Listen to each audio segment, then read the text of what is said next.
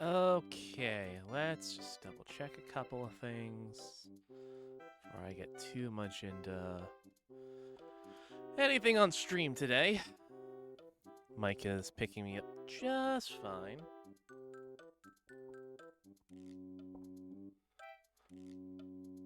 Yep, we're good. So anyway, hey there. Hope everyone's doing well. Hope everyone's had a lovely,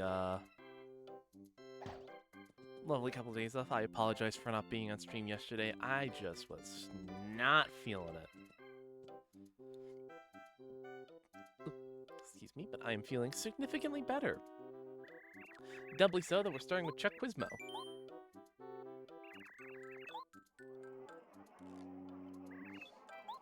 Which of Mario's battle commands is on the far left? That is strategies.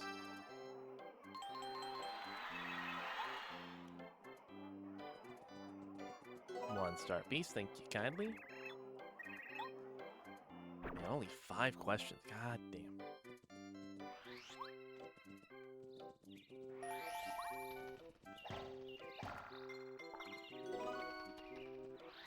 Alright, so we have a couple of objectives today. Namely, involving Paracarry.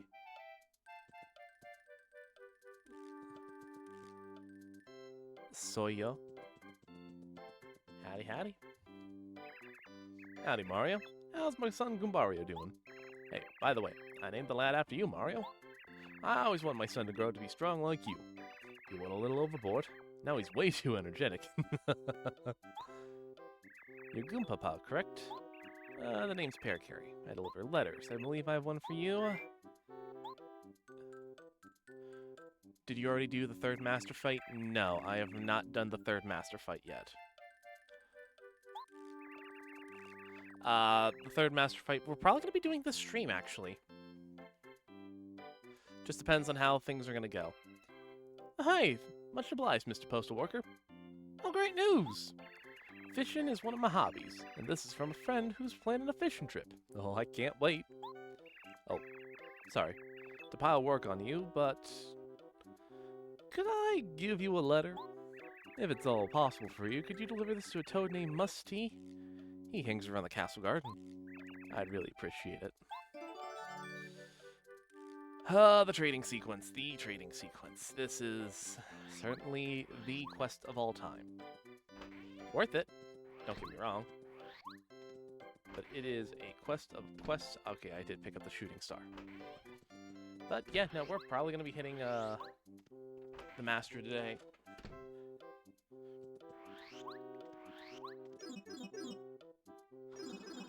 I don't even know if I did the first.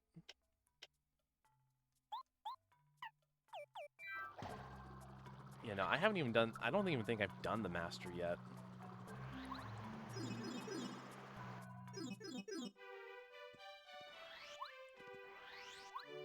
But right now, it is very much a case of I just want to get the... What's the word? Do a bit of star piece collection and figure things out. You're Musty, correct? Got a letter for you.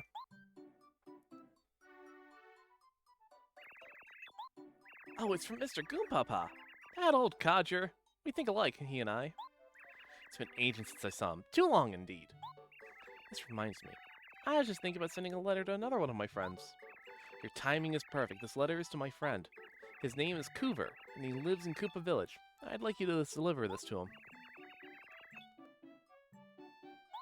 He usually hangs out in front of Toad Town House that's right on the edge of town. No big rush, but it'd be nice if we got to it soon. Can do.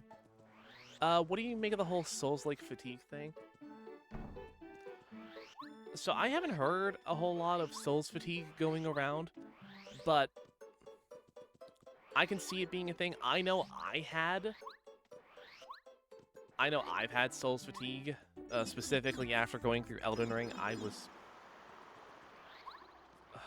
don't want to go back to Elden Ring. I genuinely do not want to do Elden Ring again.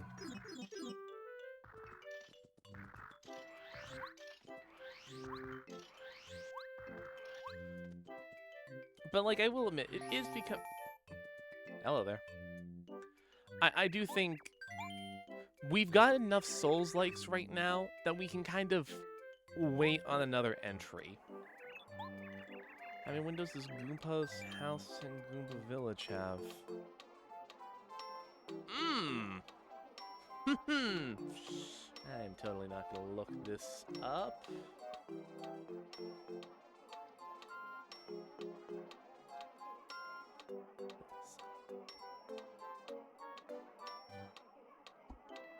Only one.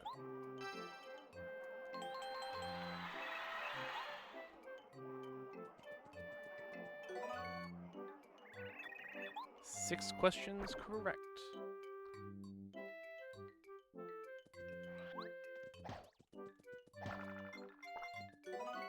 Star piece. How many do we have? We have 20. A lot more than I expected. But yeah, no, well, I don't have an issue with it, and I'm very happy that we have as many Souls-likes as we do, because I genuinely do enjoy them. I do feel like we are kind of getting to the point of either we need somebody to either really refine it and make it really good, or kind of flip the script on its head and make something completely different while remaining in the Souls-like genre. And figuring out option 2 is going to be really hard. Option 1 is Lies of P, and I'll die on that hill. I think Lies of P, in terms of a traditional Soulsborne, is really good. But that's me. That's where I'm sitting on this.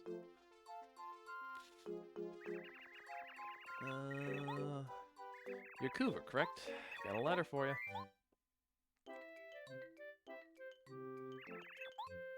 Hey, thanks! You came at a good time. I was just about to send a letter myself. Oh, would you look at this? It's a letter from Musty. The two of us are always thinking along the same lines. He's one of my fishing pals. Now, I should tell you, if you don't fish, you should. What a hobby. And to think, I was just about to send letters to all my fishing buddies about a trip. Once we had a good place set up, I'll write a letter back to Musty. So, could you send this letter along for me? Thanks so much. It's to a friend of mine who's always fishing at Toad Town Port. He's easy to find. Thanks again. Oh boy. Strangers of Paradise was amazing, but it was not a Souls-like. I have yet to play Strangers of Paradise. That is definitely one of the... I own it. But it is definitely one that I have not had a chance to sink my teeth into. Kira and I are listening on our way home, and we'll join proper once home. Hell yeah. No rush. You guys take your time and be safe, more so than anything else, please. Oop. Yep. Ah.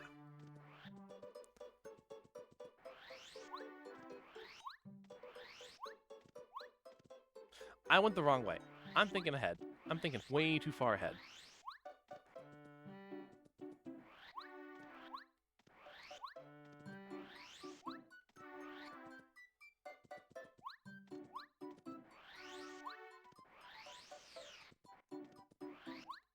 Shoot. Did you play the original Demon Souls on PS3? That one I haven't. I have yet to play the original Demon Souls. I own the PS5 version. But I do want to play through the original at some point. That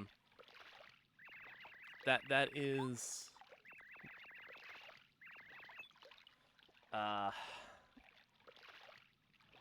Actually, let me double check real quick.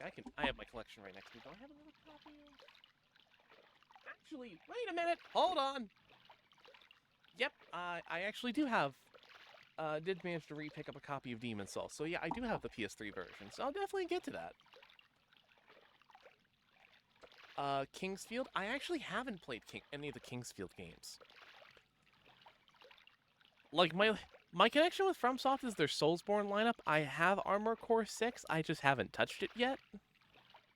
And nothing else. None of their Kingsfield games. Addressed to a person fishing at the port? Ah! This must be you. The name's... Yep. Got a letter for you. What's this then? Shiver me timbers, word from Coover. Musty said he wrote a letter too. Everyone's got the fishing bug. Time for a fishing trip. You should come along, Mario. Yeah, that reminds me. I got a favor to ask. Could you deliver this to him? Why, the Koopa Trooper who asked you to bring this letter to me. Coover is the name. Yar. And take good care. For the love of fishes.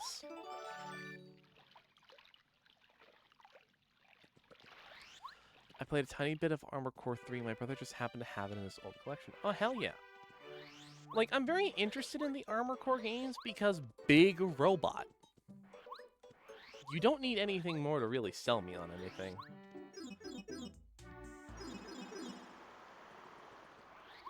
But I am very interested to give the games a try and, like, give my opinion on it.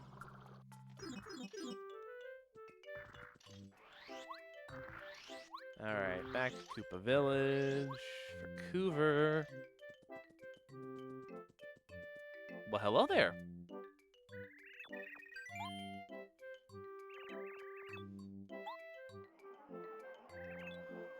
Question, what's the name of the leader of the Red and Blue Goomba Bros? Ah, that's Goomba King.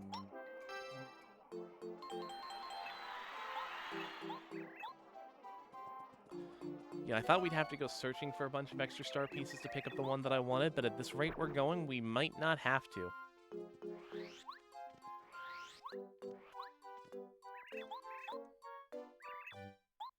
Letter for you.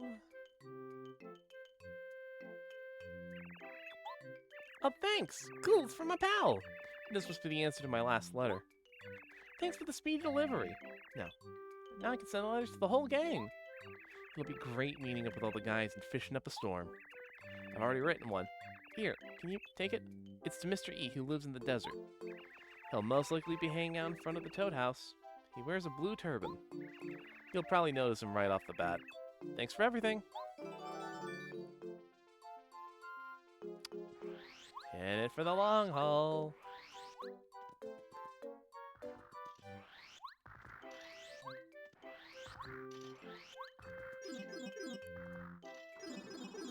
I also know for Armored Core, I definitely want to try out the first game and just see how it holds up. Toad House, Toad House.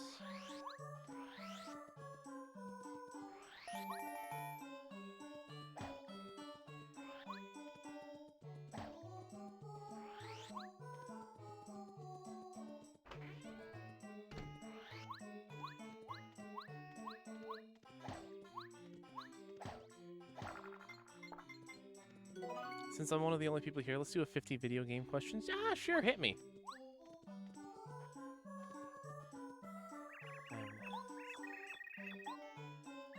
You're Mr. E, correct? The name's Carry. Got a letter for you.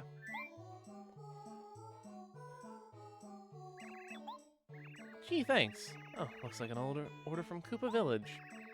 My job is delivering things from Dry Outpost. This guy's a great customer. He's always ordering stuff.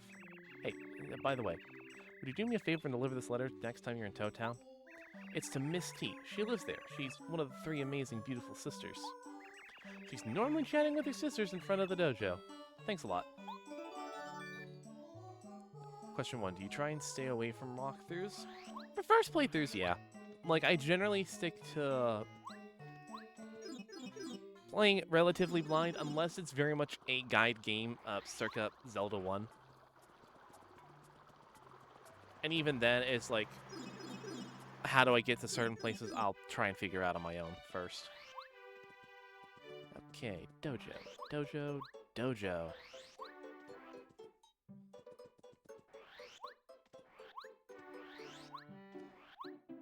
Company you're always loyal to. The first major corporation, I'll give to... I will give to Sega, because Sega, at the very least, you know, despite how much they've probably mistreated Sonic over the years, they're at the very least willing to, you know, keep trying with him, even, and generally, whenever it comes down to when they really buckle down, they generally do pull through. For indies, oh god, like I'm at a cross between like either NeoWiz or Team Cherry, because NeoWiz, I can just point at Lies of P, and that's all I need to say. And then Team Cherry is just fantastic.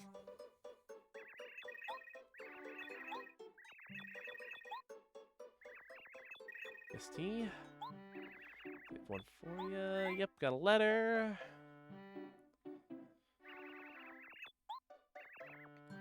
Who's this from? I don't think I recognize the return address. Oh well, I'm always getting lovely letters from strangers. I'm super popular. But enough about me. It's so lucky you came just now, Mr. Postman. Will you do me a favor? I want you to deliver this letter to the shop owner in Dry Post. I order lots of things from the desert. They have such good stuff. It's not easy staying this beautiful. It takes work. Will you please deliver this? Thanks. Oh boy. Here we go again.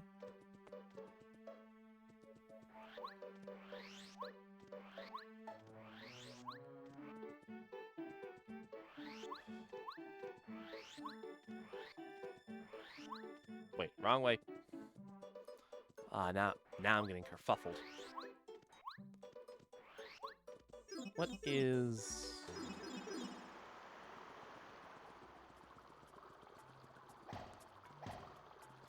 I'm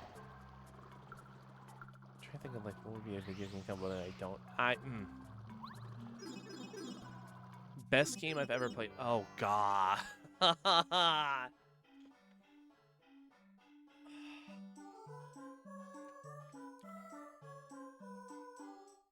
I could give a lot of examples for games that I feel like are the best in their genre that I even played and enjoyed. But the best one overall? Oh, shit. That's a lot harder for me to say than just, yes, this one and this one specifically. Whew.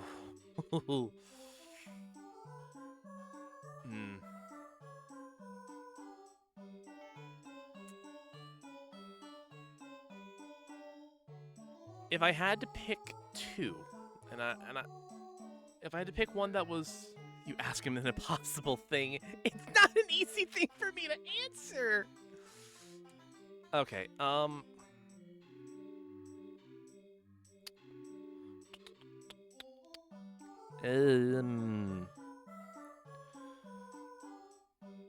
if I had to pick one that, like, I think has great fundamentals, is just a fun game to play, and has great replayability, I definitely, to give an answer, I definitely think you could pick a PlayStation 2 Ratchet & Clank game, and I think that's a great game for fundamentals and just everything.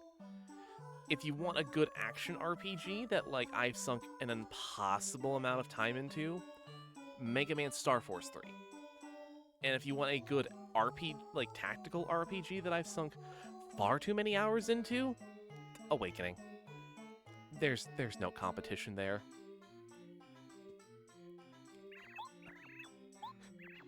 I know. I know I've dunked an easy 4,000 hours into Fire Emblem Awakening. And that's me lowballing it.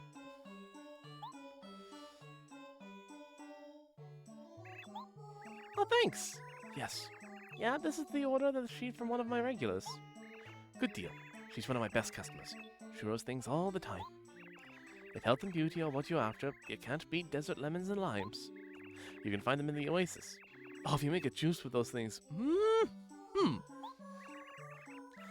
Hang on. Almost forgot. Can you do me a favor? Please deliver this letter to a boo named Frankie.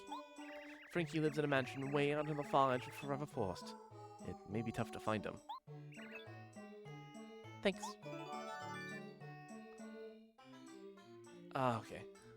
Citrus has done at least 8 playthroughs of Awakening. I've done so many playthroughs of Awakening. I've gone through and beaten Lunatic Plus Classic I don't even know how many times. The only thing I've yet to fully do in Awakening proper. Best game for me is Borderlands 2, worst is Sticker Star. Oh yeah, no, Sticker Star is like one of the worst. Yeah, the only two things I have not done in Fire Emblem Awakening is Lunatic Plus Classic Apotheosis Secret Path, which is a map. It is a map of all time.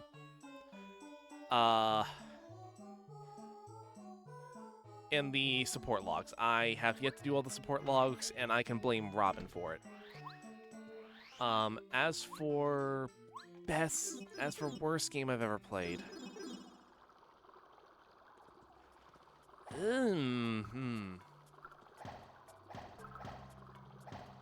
Ooh, that's a...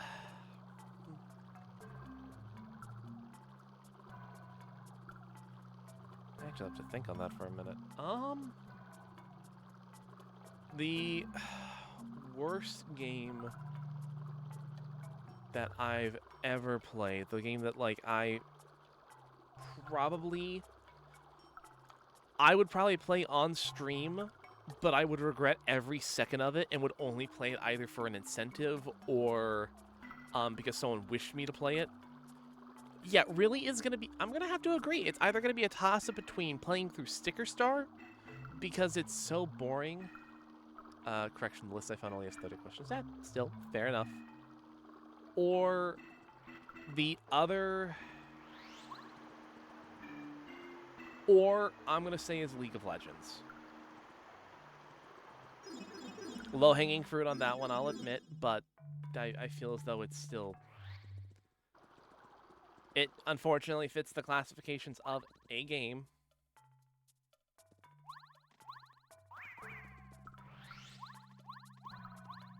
Like, don't get me wrong, I had a lot of fun with friends on League, but like...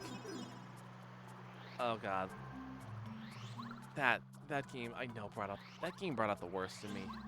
I know it did. It brings out the worst in everybody. Nobody hates League more than League players is the truest goddamn statement I've ever seen.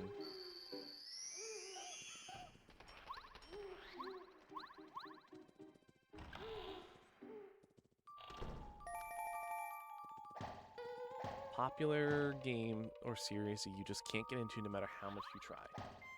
Okay, I can give you one of each. So a popular game that I just can't get into, and this is gonna be me throwing myself into the gutter once again. I do that every other day. I can't get into Elden Ring. Like, I know it's popular. I know everybody loves it. I know it's like God's greatest gift to fucking man, according to some people. I think it's the weakest entry in all of the Soulsborne games. And like, well, I've beaten it, except for like Promised Consort. No.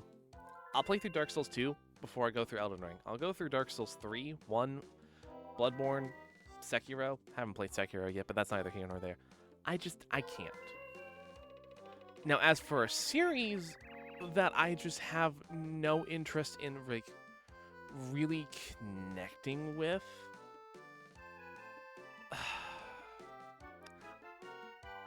I don't get the hype behind the Elder Scrolls games. Like, 4, I see funny bits for it. 5 is just a mod. It's just a mod madhouse, and that is literally it. I see no other big want or drive to go into Elder Scrolls. And like, I don't hear anything about 1, 2, or 3, especially 1 and 2. Like, I'll hear somebody mention Persona 1 and 2, but like Elder Scrolls 1 and 2, nah, nothing. And I don't know if that's a good thing or not. After Soulsborne, I've only beaten 1 and 2. I think you'd have a lot of fun with 3. I think 3 expands on a lot of what 1 and 2 did. I love Bloodborne. Bloodborne's my favorite. I know a guy who made a mod for Morrowind. Like, I hear, like, Oblivion and Elder Scrolls, like, they're the two favorites. Morrowind, I hear on the occasion, but like, Elder Scrolls 1 and 2, nothing. It's like they just started at 3. What the fuck's a Persona 2? Name's Paracarry. I deliver letters. Yep. Letter to Frankly. Oh, great. It's finally in. This is from a guy I know who deals in useful items from all over the world. He has a great eye for items. He just got something in that I've wanted for the longest time. Oh, it's the coolest thing. Oh, well. I almost forgot. Could you deliver this for me? Sorry if that's a bother. There's a toad child in Toad Town named Dainty. Please deliver it to him. He always seems to be playing under the station with his friends. He must like trains. Thanks a boo. Have you played Persona 1 and or 2? I own the PSP for my pick. I'd say Secret of Mana, but I'm planning to do a playthrough of that for the series. Hey, more than fair. So I own the digital version of Persona 1 Remake, which is the Japanese version properly translated. I own a PlayStation 1 Classic, which has the original re-release of Persona 1. I have a physical and digital versions of Innocent Sin, a digital version, of the PlayStation 1 version of Eternal Punishment. And I've played a decent bit of both. I've never gone through and finished all of them. But I do want to do the Sebek. I do want to do the Snow Queen quest on stream. And then doing the Persona 2 duology is like such a thing that I want to get through at some point.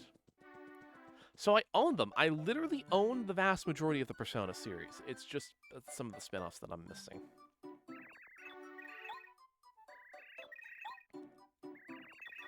Alright, Dainty, got a letter for you.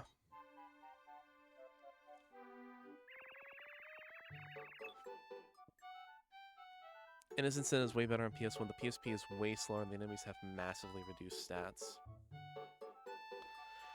That I have heard, and honestly, probably gonna, if I do it on stream, I might look into doing a,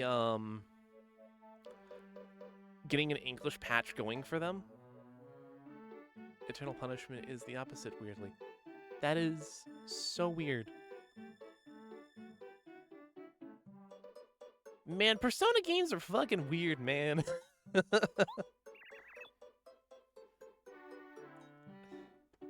I definitely need to.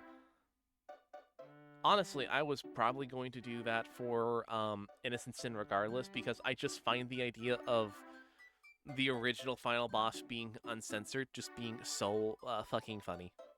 I think it's just so hilarious. Thanks, mister. Wow. I mean, wow. It's an invitation to a haunted mansion. I didn't think it would really come. All the kids in Toad Town have been talking about this invitation. What if it was real? But now that it's come, I guess I have to go. Minnie T, are you brave enough to go with me? I'm really kind of busy and... oh yeah, I just had the greatest idea. Let's ask that Yoshi kid from Yoshi's Island to come. You just got a letter from that kid last week, didn't you? You know, the letter you got from the island. Let's send a letter back to him and tell him about the scary adventure we're gonna have. Hey, Mr. Postman, take this kid to the Red Yoshi Village in Yoshi's Village. Can do. Okay, a game that's changed you the most. I'd have to say...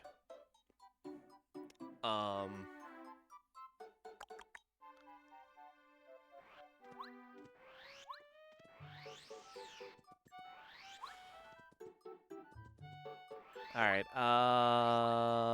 throwing myself under the bus for a hot minute.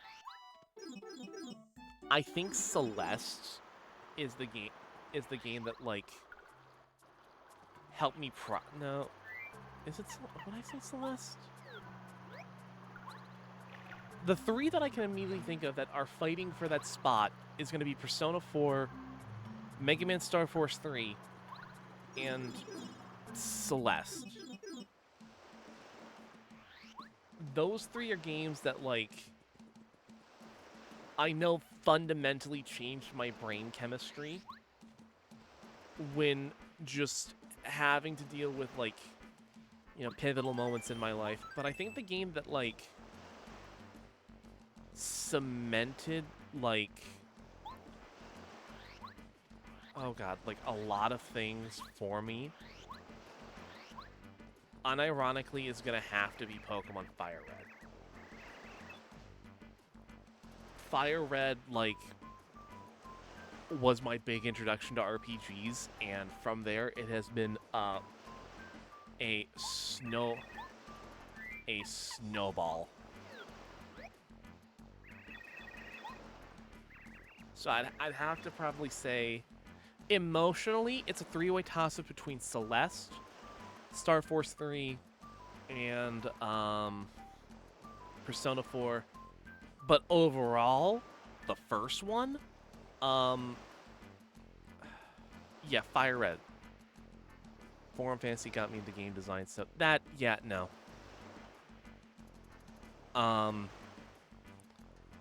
Star Force 3 got me through a lot of early on family trauma. A game you'll never forget for number 7.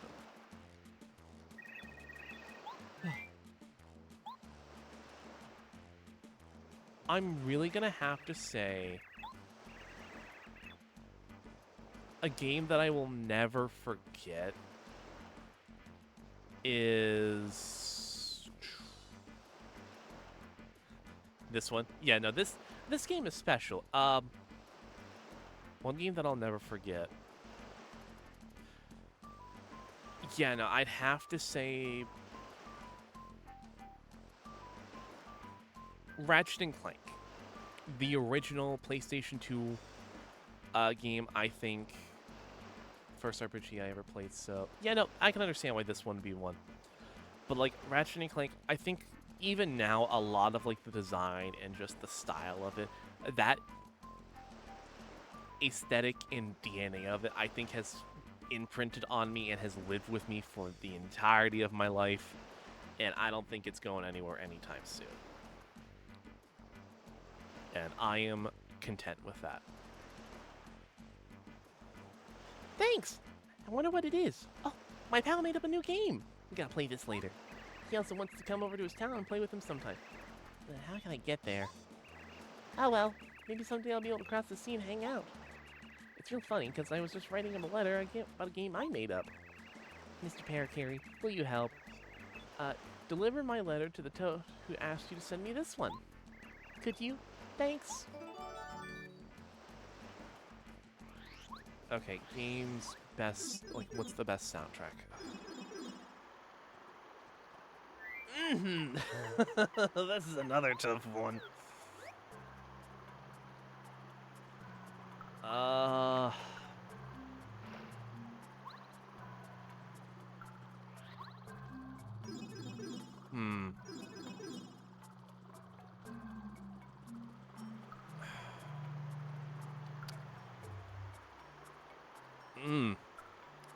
God, best soundtrack.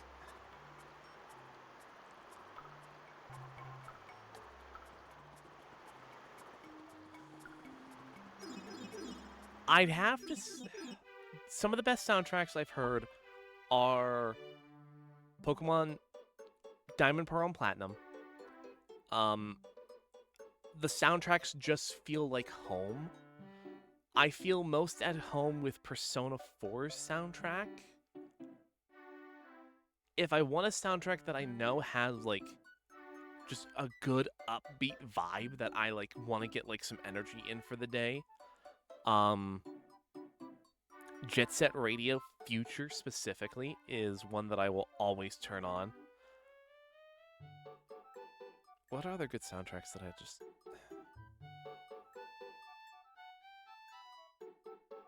What is a good...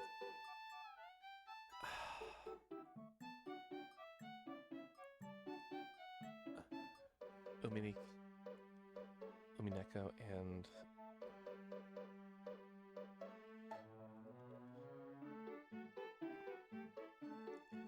I have not seen Umineko, but I now have that open on my phone, and I will definitely be looking into that not long afterwards.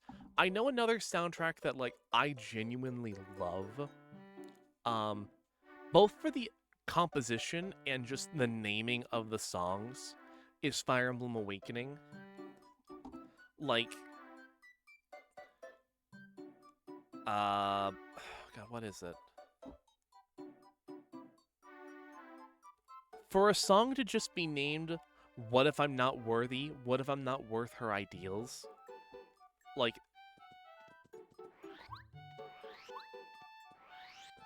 is incredible. It's insanely long. Like, is that 80,000 or 800,000? Because those are two vastly different numbers.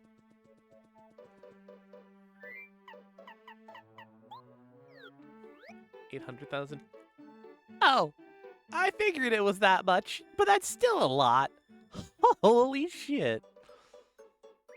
I'm definitely gonna have to read that at some point.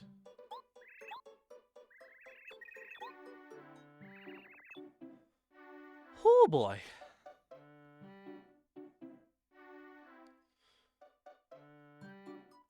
How many steps are left in the chain? I don't know. You're dainty, correct? We'll find. I should know what. I know we're getting close when we're asked to go to Shiver City. Oh, thanks a lot. You're much faster than the old postman, that's for sure. That Yoshi kid is a really good pen pal, huh? He writes really long letters. Sounds like there's always something fun going on over there where he lives. Lucky Yoshi. We should write back again. What to write about? I don't know. Let's think about it later. By the way, I want to ask you a favor, Mr. Pearcare. Can you deliver this? It's a letter for Uncle Frosty in Starborn Valley. Okay. He's my uncle. He's up there taking care of a lot of star kids. Sounds like a hard job. He has to chase them around all the time. At least that's what he says in the letters he sends. Anyway, I wrote him a letter to take his mind off work. I know it's far from here, but I really appreciate it. Okay, so we take this, go to Starborn Valley, we come back, and that'll be and then we'll be done with the chain.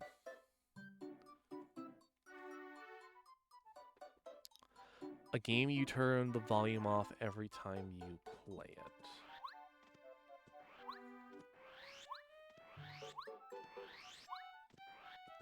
I actually don't have a game like that. Like, I genuinely don't ever really have any issue with like a game's soundtrack. 9 chances out of 10, I'm usually listening to it no matter what.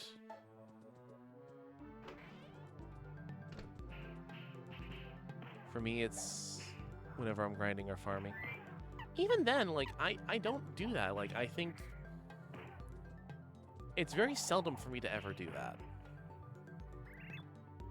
Alright.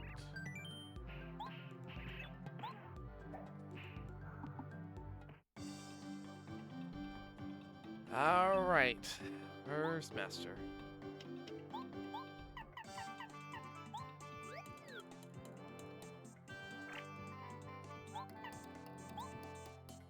A game you've completely given up on? Oh god, that is...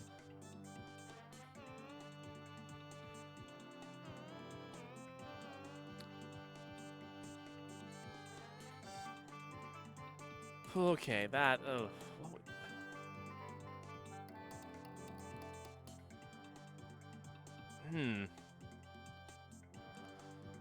So, a game that I originally gave up on, it was simply because of the controls, was the original Monster Hunter. I own it again now, and I plan to go back through it and do it. At some point, just to get, like, I want to see, like, where the series has come from and go from there. It's hard to quantify this one. Couldn't that technically apply to any game I stopped playing before I beat it? I'd say, like, it quantifies as a game of, like, I was so frustrated with it that I just gave up on it, whether it's for the controls, the story, or what have you. Yeah, the original Monster Hunter was one that I definitely gave up on. I'm trying to think of any other games I really had that, like, I had a hard time beating. I've given up on.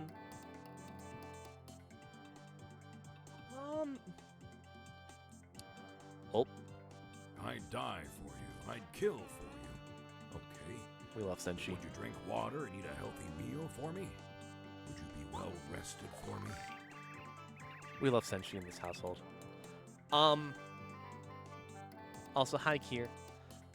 I'd say for a game that, like, I've given up on...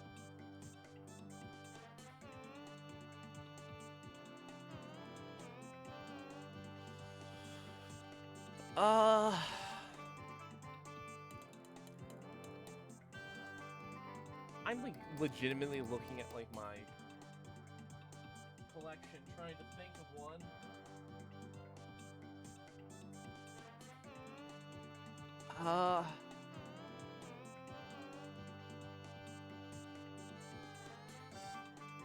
Ironically enough,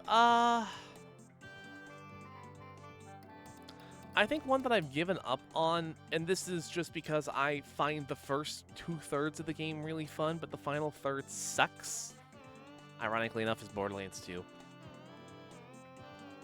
Like, I love Vault Hunter mode. I love True Vault Hunter mode. Ultimate Vault Hunter mode can kindly stop asking me to go back. UVHM sucks, and the OP levels are even worse for balancing.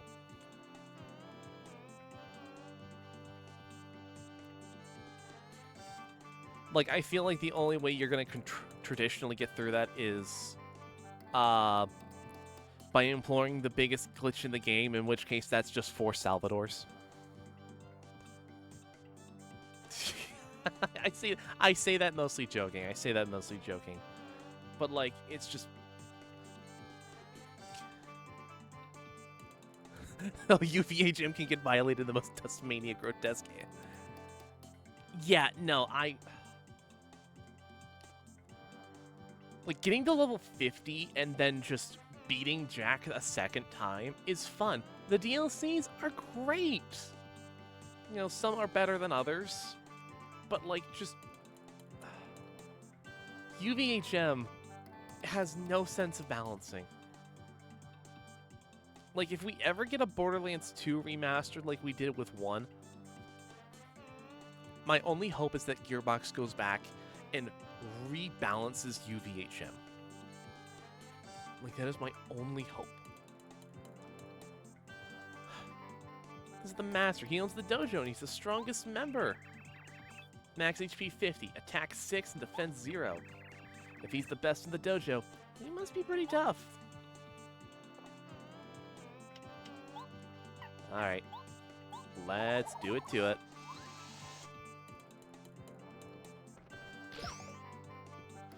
Hinga! There's a mod that rebalances the scaling UVHM and OP levels BL2 fix. If I ever decide to play it on stream, I'm definitely employing that mod. That... Oh, I need it. That is something that is just... I gotta have.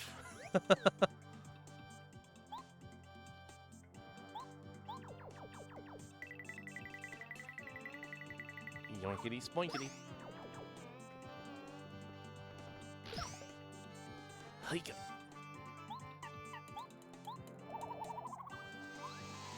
we're up 9.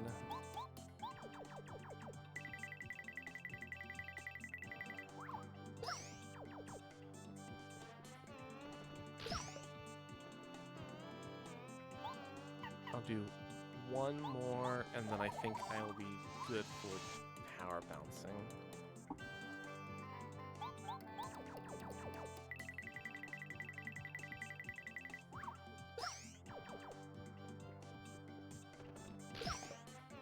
Okay, perfect.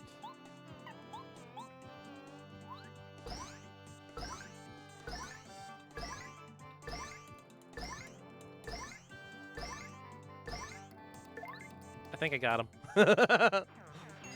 I think I got him. I see why you're so famous, Mario. You're truly a masterful fighter. Very well, I'll give you this.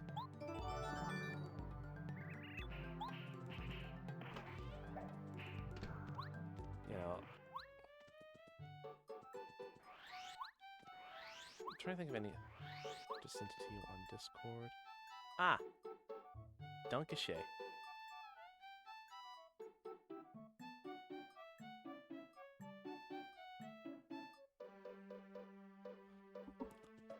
Yeah, no, I will definitely give that a shot just because I'd love to play. I'd love to go through the Borderlands games and like learn them like fully through. In fact, I was doing that for the longest time of like going through doing Axton, going through doing, you know, all of the characters in 2, all of the characters in 1, pre-sequel, and just kind of seeing how I feel. Alright.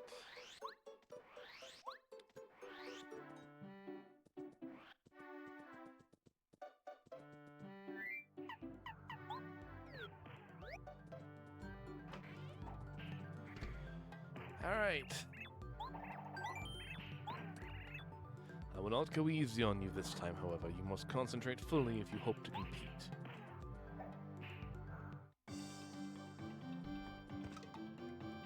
To battle. The hardest game I've ever played. Okay. I think in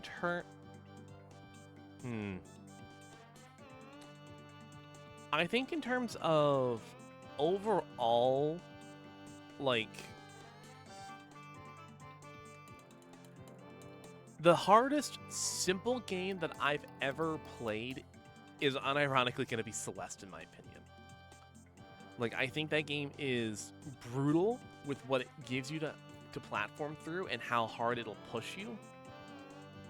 But I think it's one of the most rewarding games to go through.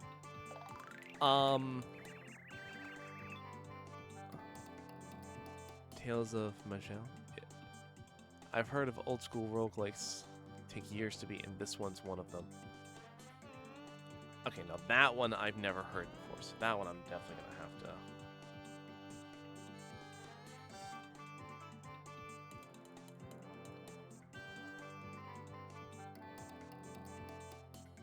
Oh god, it... 20... I've never come close to beating it. That is more than fair. I'm definitely gonna have to look into that. Because it seems interesting enough, and I'm genuinely curious.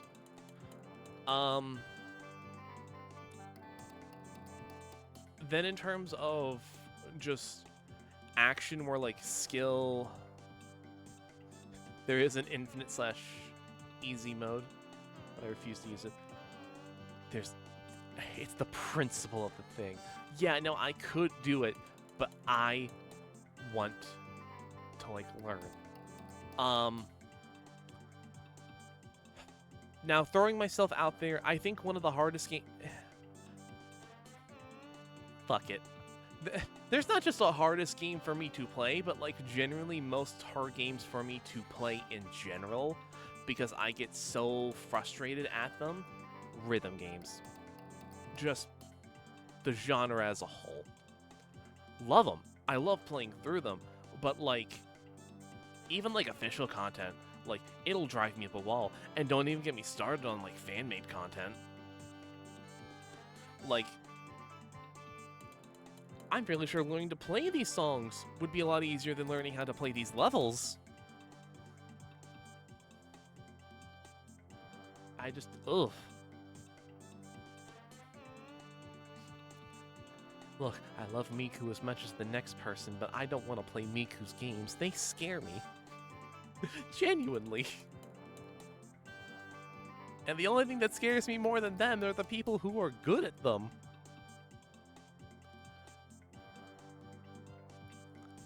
I'm ass at puzzle games. I could not get past a single room in Zero Escape series while I walk through. I'm fairly decent at puzzles. I love a good puzzle. And if the storyline for a puzzle game is good, I will stick through it no matter what. See Professor Layton. Unwound Future still hurts my soul. Alright. Next, HP 75 now. Attack 8. He knows both normal and advanced methods of attack. You better concentrate, Mario. This guy doesn't mess around.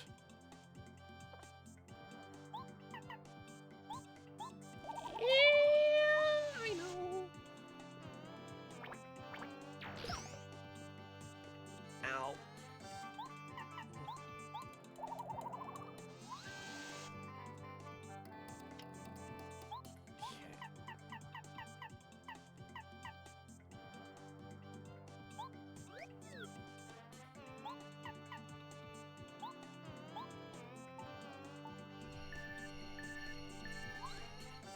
Charge up. Giga.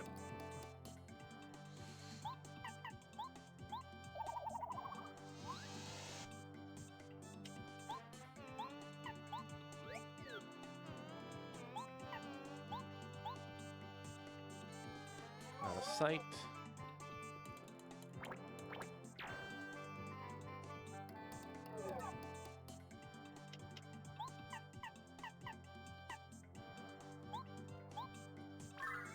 Do a smooch.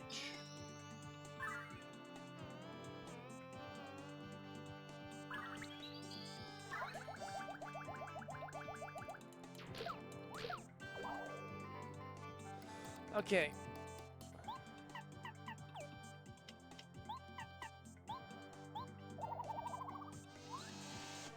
This.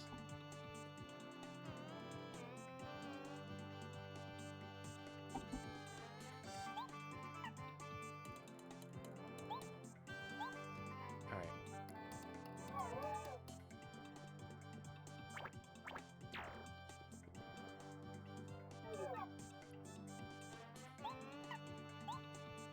I don't think I have enough in order to chunk him down completely, but no matter what, I don't think he can kill.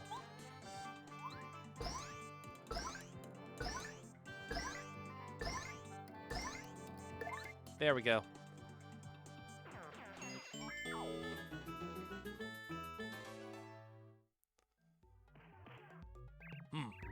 That was a solid fight. Very well. I give you this. You're welcome to train here with us anytime. Alright.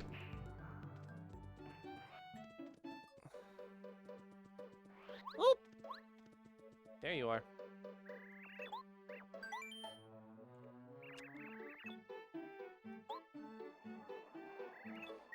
What color are Luigi's pants? Blue. It's a trick question, because they're gonna... shortest time you've beaten a game in. Shortest time I've beaten a game...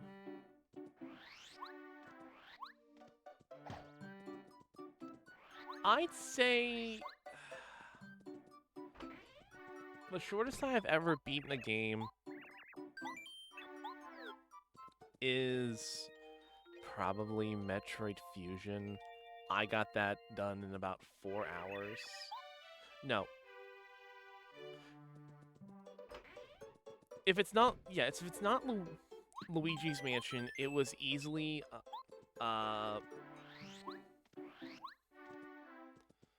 Luigi's Mansion, or what else was it? Oh god, I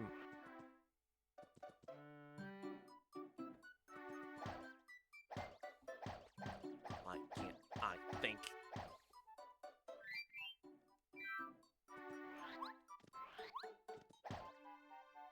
It wasn't Luigi's Mansion, it was Metroid Fusion. Like, those two are the games that, like, more than likely I've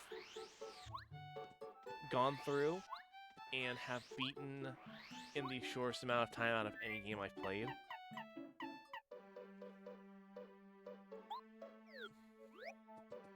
And, like, neither one of them have clocked over 4 hours total.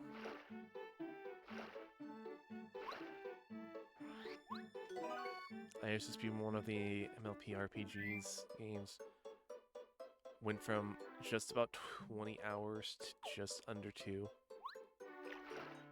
I could probably go even faster, but I tried to go back to it and I just couldn't anymore. Yeah, no, that's entirely fair.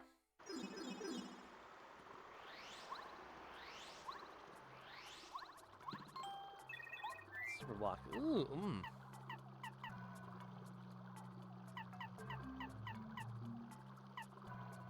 I do need Cooper. Cooper is going to be invaluable.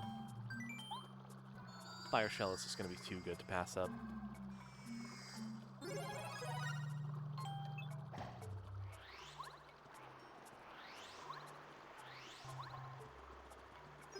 Yep.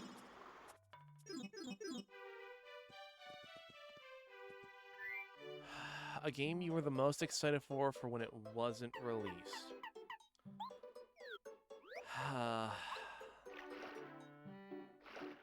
Elden Ring. No, actually, no. Scratch that. A game that I was the most excited for before it was released is Mighty Number 9. Like, no, thinking about it more. No, Mighty Number 9, by and large, was the game that, like, leading up to its release, I was the most hyped for. I backed that game. My name is somewhere in the credits. The 4-hour-long credits.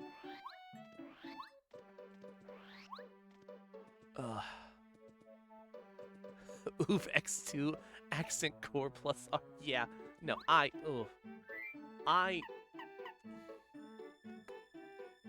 was so excited for Mighty Number 9. And I still think at the end of the day, Mighty Number 9 had so much potential, but, like, it just was so mismanaged that, like, it could have been so much better.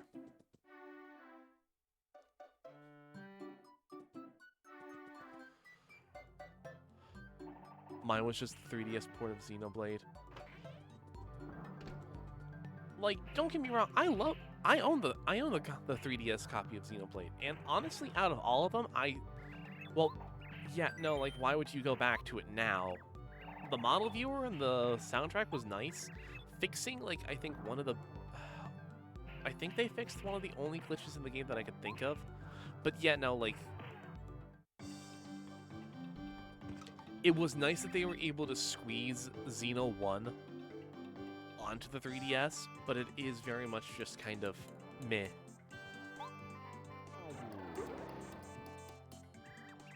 Behold my fury, Mario. You ever feel like you're in danger? Max HP 99, attack 10, defense 1. He may be known with a few more moves I've never heard of. Can't expect mercy from this guy, so let's take the fight to him.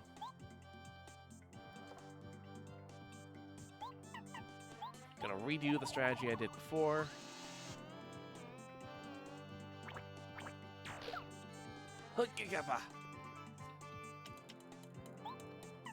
Yeah, nope. First things first. Sir, that attack stat is way too goddamn high.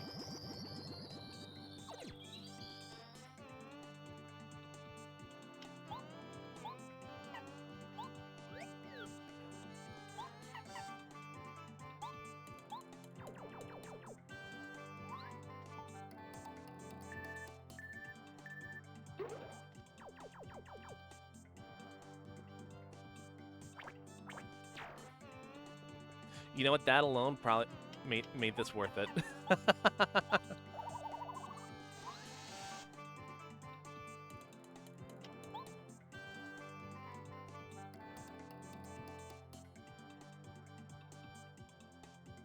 I was one of them backers on them's fighting hurts. Ooh.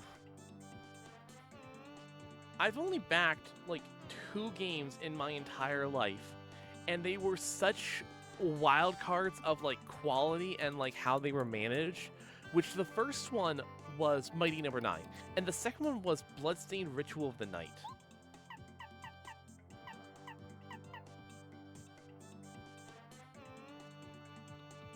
I backed Romancylvania. Now that one I haven't heard.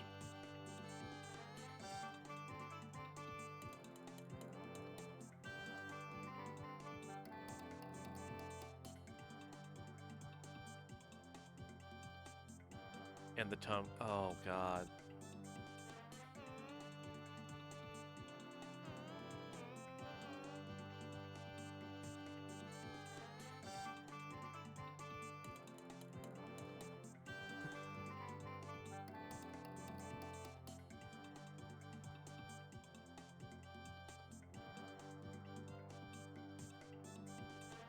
the character from Grave Story, the game I'm making now, isn't it?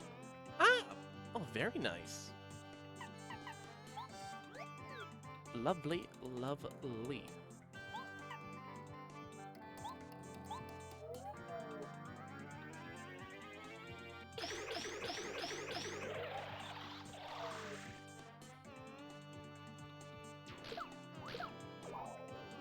Ow. That's my everything. Okay.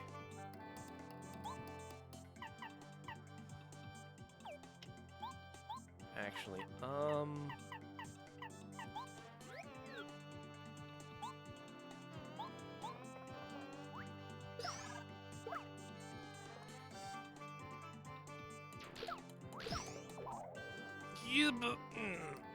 Yep.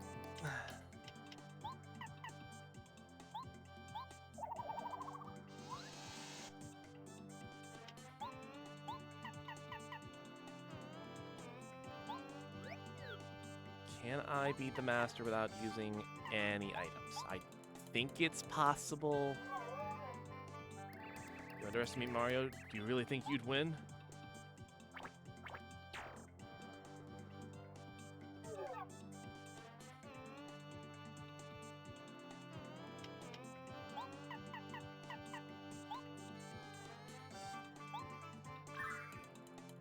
Probably. Yeah, I'm probably gonna be able to do it. I just want to see if I can.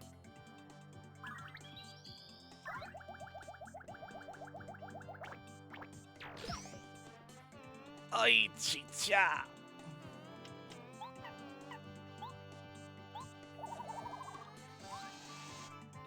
Gives me a 4 FP.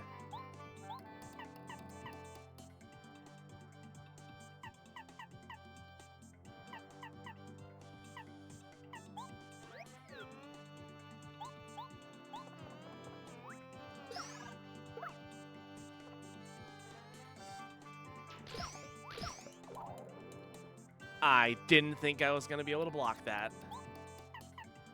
All right. Let's do it.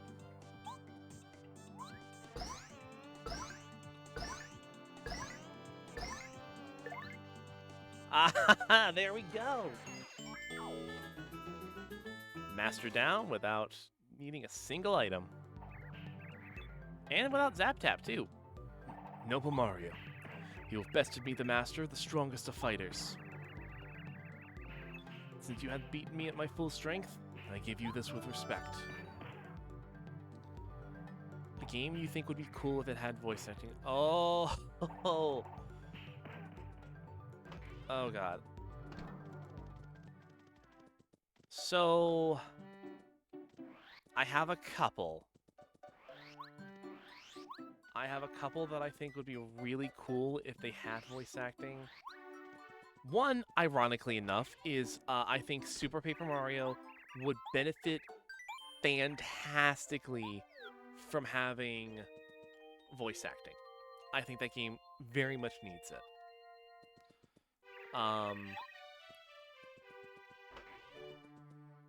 What's the next one I was going to think of? I have a couple in mind.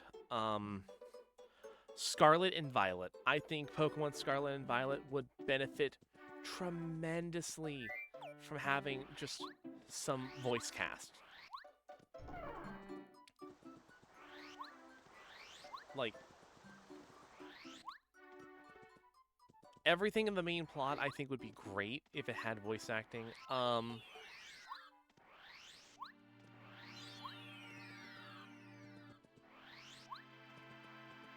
What other game do I think would be really great if it had voice work?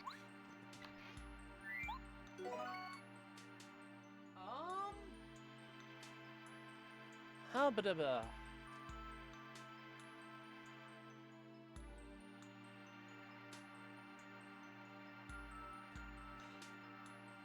The first two Persona MTS battles have some voices, but not enough. Especially if like Gnarly's voice actor in Eternal Punishment. Yeah, no, I think the first 3 Persona games, like 1, Eternal Punishment, Innocent Sin, could benefit fantastically from some voice work as well. Oh god.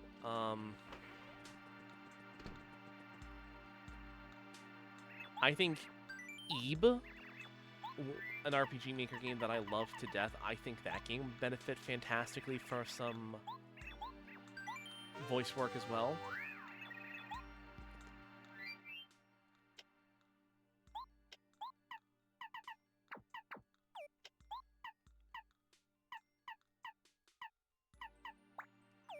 But that's just my inner.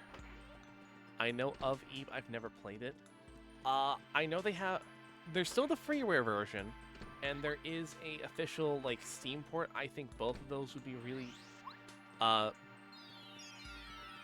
think both of those are going to be really good. Another one that I would love to see voice acted,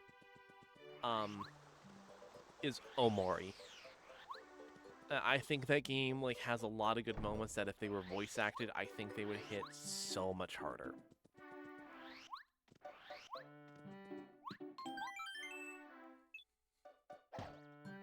All right,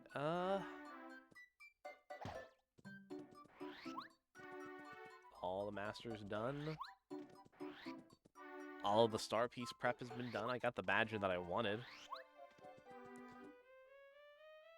Character you've hated the most from what game? Nagito Komaeda, Danganronpa 2. Fuck him. Oh, God. Okay.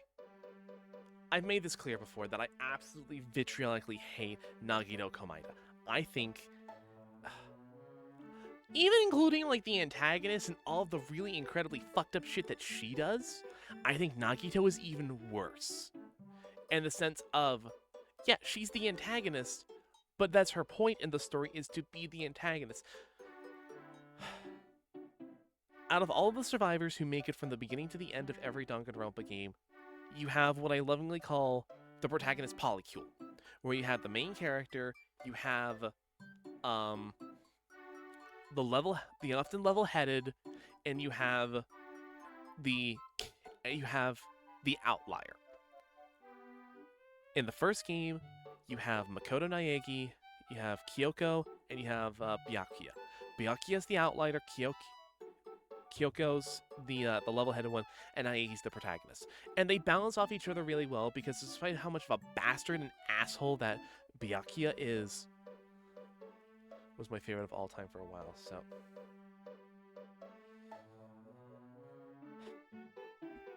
Byakuya's great. I love him. Because as much of an asshole that he is, at the end of the day, his goal with taking down the mastermind is in line with the rest of the group. But he is far more, like, morally gray. Yeah. In Danganronpa V3, you have Kaede/Shuichi as the main character. You have... Oh god, I'm blanking on his name. Kaito? I think it's Kaito. Yeah, it's Kaito, Maki, and as, like, the two, like, level-headed ones, Kaito being much more the less level-headed one, but he's still there. And then you have Kokichi, who is the chaos gremlin of the group. He also falls in the line of being absolutely off the wall.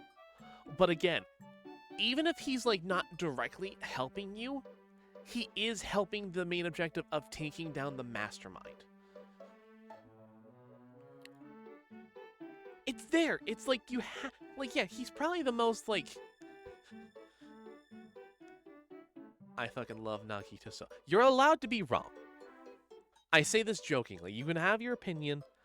A lot of the issues that we have in Danganronpa 2 can be avoided if Nagito either just shut the ever-loving fuck up or was killed first.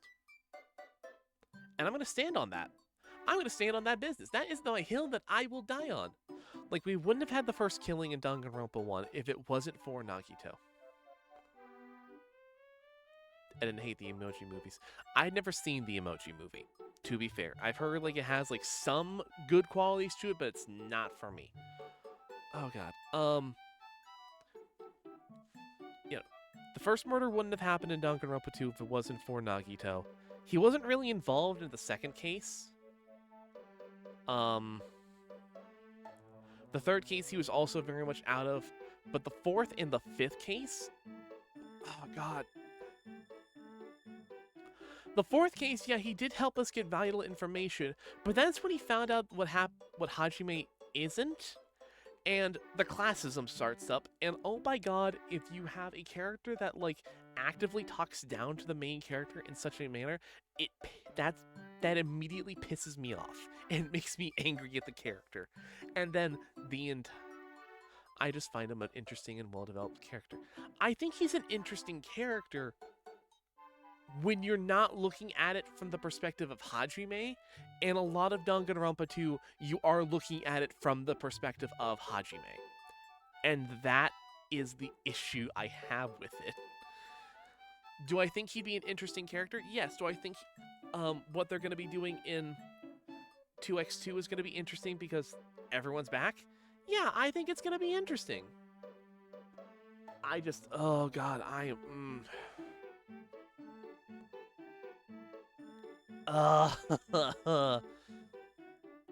so much hell. So much hell he's caused me. So much emotional turmoil. Was he more bearable in Ultra Spare Girls? I have not played Ultra Spare Girls. I own USG or UDG. I just have not played it yet, and I want to. Because it took me... Don't. I know it's vastly different compared to the rest of the Danganronpa games. Ah!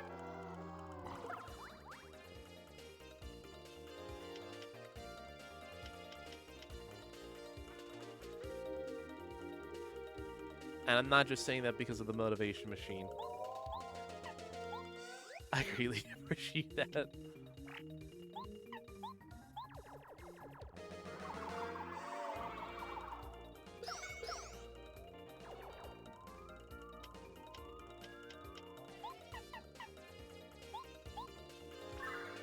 Oh god.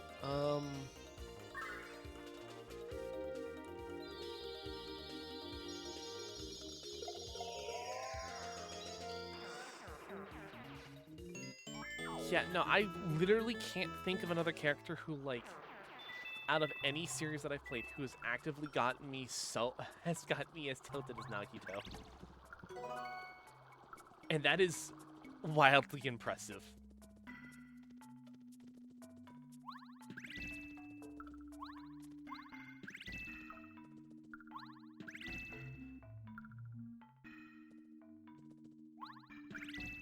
V3's ending isn't even in the same dimension of bad that is Naruto's. So I actually like V3's ending. I think V3 had like a really satisfying I wouldn't say satisfying, but definitely it's a very interesting conclusion.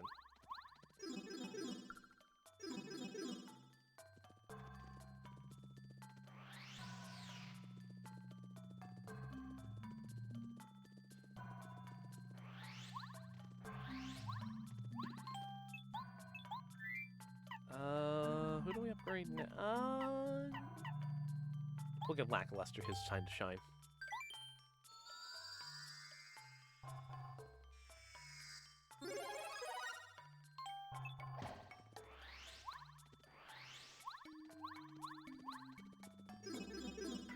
Like, there's a lot that I'm, like, super excited for. Also, hey, Chapter 7. What is a game you never tell people that you play?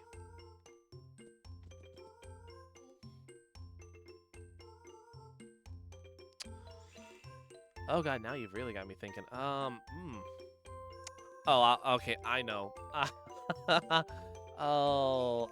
There's one that if I mention it, it immediately puts a target on my back. Contradictory question, I know. As much as I love the game, as much as I love it for how it handles like its story and everything, it is such a pain in the ass game to play. But it also just is Mystic Messenger. I love Mystic Messenger. I love how it handles, like, what's the word? My headphones are yelling at me. Heard of it?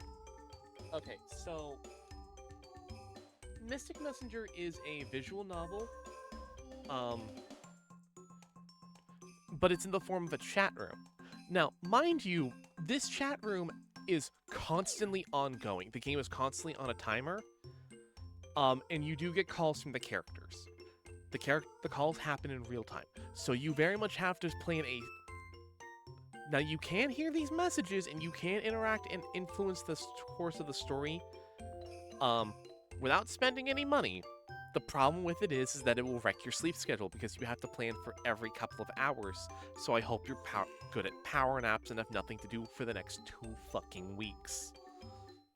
Or you can spend to get hourglasses to hear the conversations and continue to influence the story as the character. Gameplay-wise, that is super fucking cool. Like, it being an actual chat room, but yeah, no thanks. I like my sleep schedule just a little too much.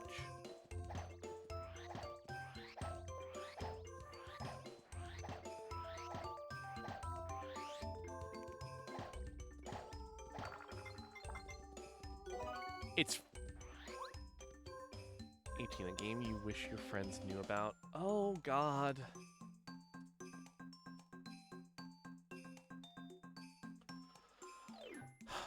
A game that I really...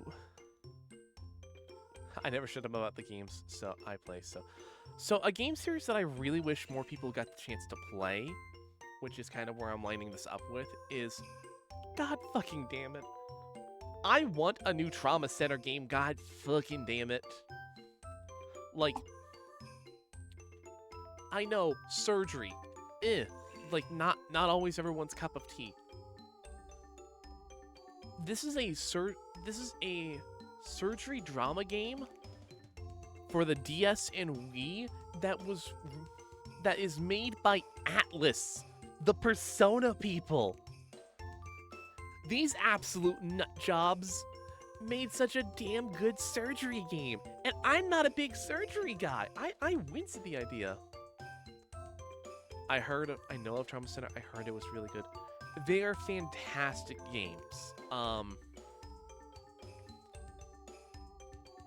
Trauma Center New Blood and Trauma Center and Trauma Team are both fully voice acted, and like you have like so many. It's so good. I just wish more people played them.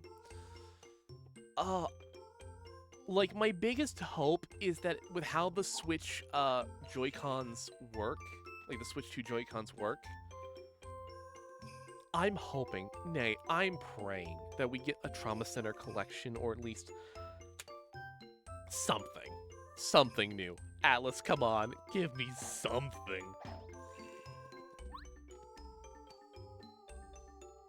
At this point, we might as well just make a Spear Successor. In fact, the one for Parasite you've just got announced. Oh god, I still need to get Third Birthday. I physically own Parasite Eve 1 and 2, and I want to play them on stream at some point. It's just, there's so much to it. Uh-oh. Sir? Sir? Next question is, what game do you think deserves a revival?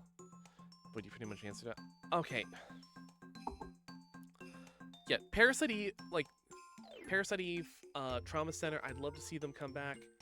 I would love very much as well, and this is going to be my oddball pick, and I know this is already, like, I've already dug through some pretty big oddballs. I would love to see Brave Fencer Musashi get some more love. I think that's a really, like, I think overall it's a lot of genius of, like, Square's, like, attempt before Kingdom Hearts, and I would love to see that a bit more. Just I love Musashi as a character, and I would love for him to be back and just to continue to be sassy. It's just, I love it.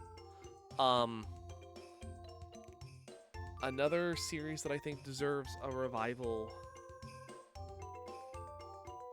I know of Brave Fencer Musashi because I heard of music from it in a Mugen stage. It's really good. I want to really have them expand on the gameplay that they had in the first Brave Fencer game, because they had 2 Musashi games.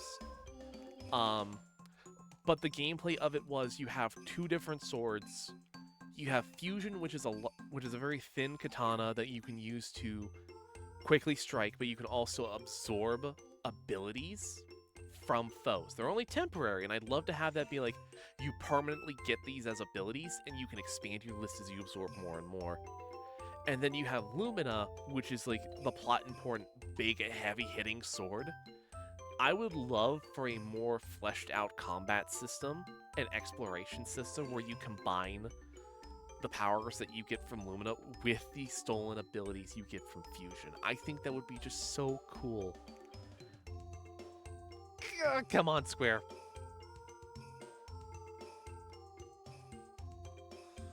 I think other than that, the only other franchise that I think really needs a revival, and this is me going, if we're going into mainline series, I know he's still technically relevant. I need a Mega Man X game to bridge the gap between X and Zero. I want to see the Fairy Wars. I need that. I want to know what happened to Axel. Where did they go? I just...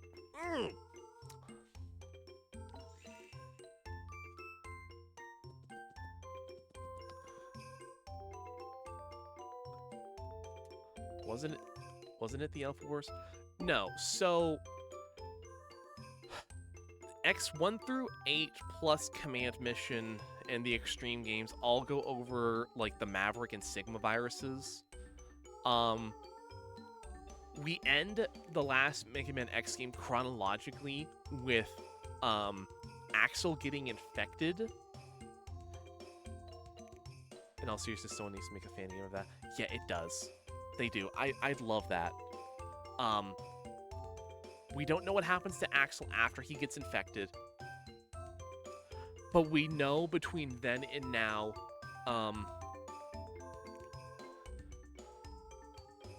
the Elf Wars happen, X gets sealed away, CL begins making Copy X, and Zero is sealed away for like 100 years. Whatever the so there's the Fairy Wars, and then there's 100 years past that of what we have no idea what's happening. And I want to see at least the lead up or the beginning and end of the Elf Wars. I'm fucking dumb. I can read. Oh boy. He's gonna memo saying Herringway. Oh no. Darling, would you like a cup of tea? Oh, dear, you know you'll catch a cold if you sleep there.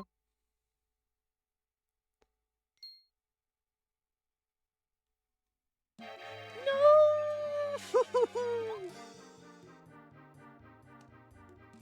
Help! Somebody! Anybody! My husband's dead! He's been murdered! It's a penguin murder mystery! Well, shit. What's going on here, madam? Just calm down now. We need to speak slowly so I can get to the bottom of this. So how many times has Mario been accidentally convicted of a murder or a crime? My darling husband, somebody clipped his flippers. Seriously though, how many times has Mario been convicted of a crime? By Puffin, you're right, the mayor's been murdered. It's just like a mystery novel, except it's real. How tragic.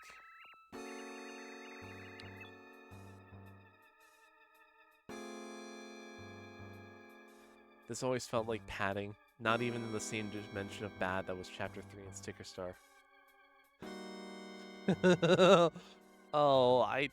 Chapter 3 in Sticker Star was just bad. Paper Mario, Thousand Year Door, and Sunshine. It feels like he gets convicted of a murder way more often, or I might just be misremembering. Madam, if I may ask, who on earth would have a reason to put the penguin on ice? Right, him, right there. That man with the mysterious mustache. I told him not to come into the house, but he barged right in. My husband was alive right until this man showed up. He must be the murderer. I got here like 2 minutes ago! Hey you, mustache, are you listening?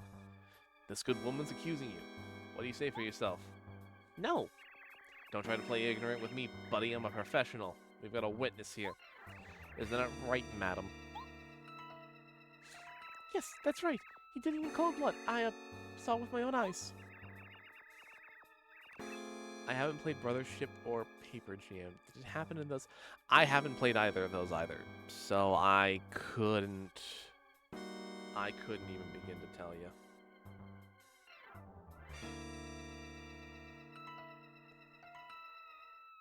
I really need to.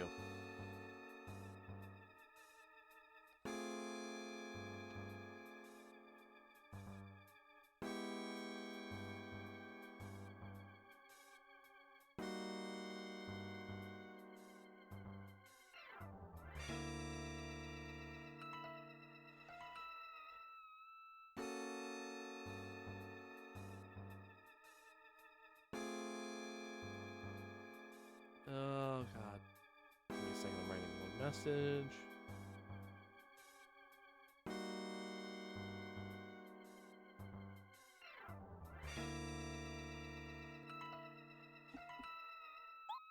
Okay.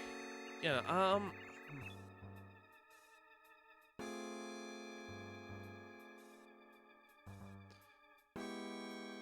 trying to nope. Yeah, I can't really think of any other times Mario's really been accused of any crimes. So you're sticking to your story, claiming you're not the culprit. Yep. What? Are you nuts, man? Mario's not a murderer? That's completely ridiculous! If you're telling the truth, then we're dealing with a backroom murder case. Oh, I never trained for this. Backroom murder case. A high-ranking penguin slain. How could such a horrible plot twist hit our peaceful city? You, Mr. Mustache. Once more for the record, you swear you didn't do this? Yeah, that's correct. Okay, I think I believe you. This means we have to find the true murderer. Ha, perfect. I'll give you a chance. Since you're claiming you're not a guilty party, then you must bring me the murderer yourself. If you do that, then I'll believe you. It's the only way. Alright, off with you. You haven't proven you're innocent yet, so I forbid you from leaving the city.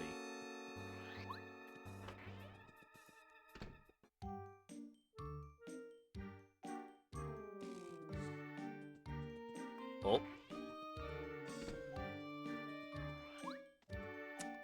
Siribot hit. Apparently there was some spam messages and Siribot just took it out with a fucking sniper. I love Siribot.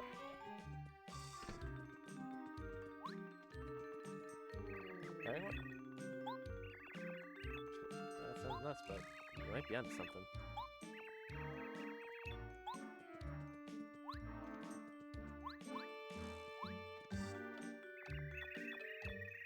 Wait. Nope.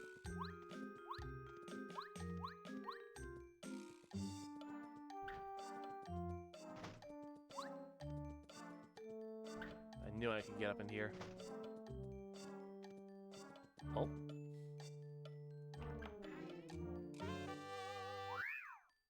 Not at all. What was the first video game you ever played?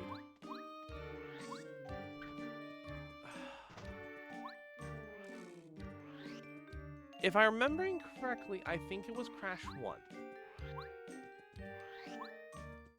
Like, Crash 1 was like one of the very first games that like I've probably played.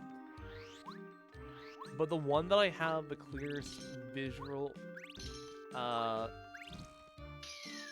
memory of is Crash Wrath of Cortex for the PlayStation 2. and that's tied with Jack 1 and of all things Looney Tunes Space Racing, which is certainly a game of all time.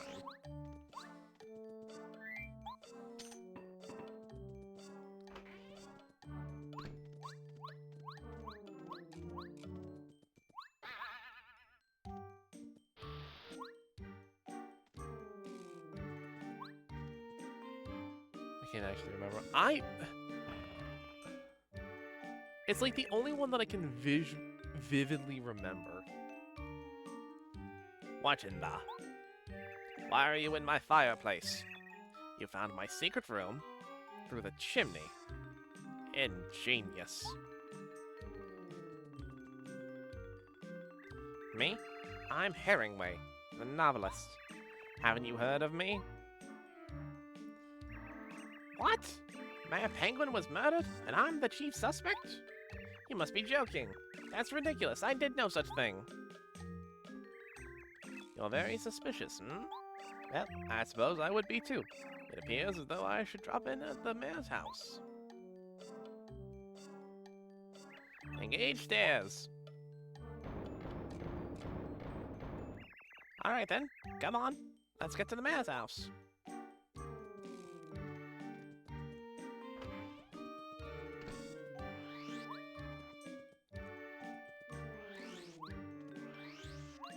Let's go, let's go.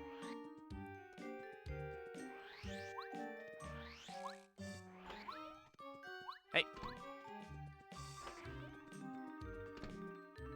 Let's get to the bottom of this case right away.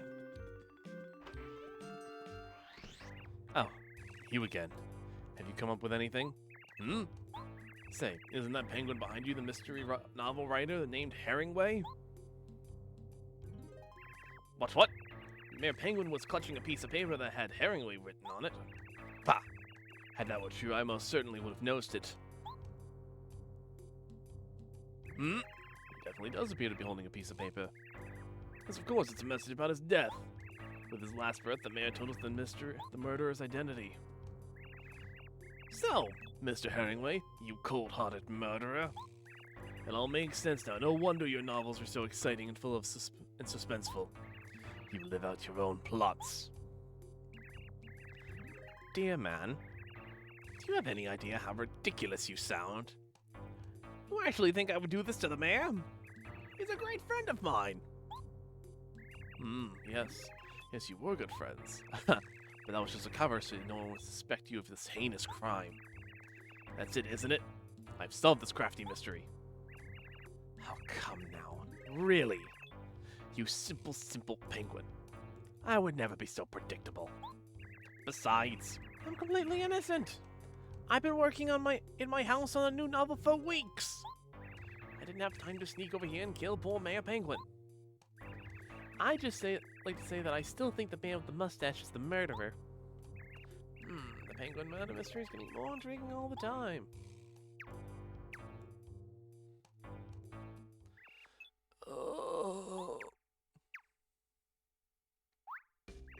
Oh, my aching. Ow. My husband's returned! He's a ghost! Oh, good gracious. Hello, everyone. What's going on here? But what? Mayor, we thought you were dead! You mean to tell me no one checked his pulse? A backroom murder mystery is a wash. What a plot twist. Huh? What are you talking about? I think I seem to remember going to the shelf to get this souvenir for Herringway. Oh, yes, of course. It reached up, slipped, and cracked up my head on the floor. That's what happened.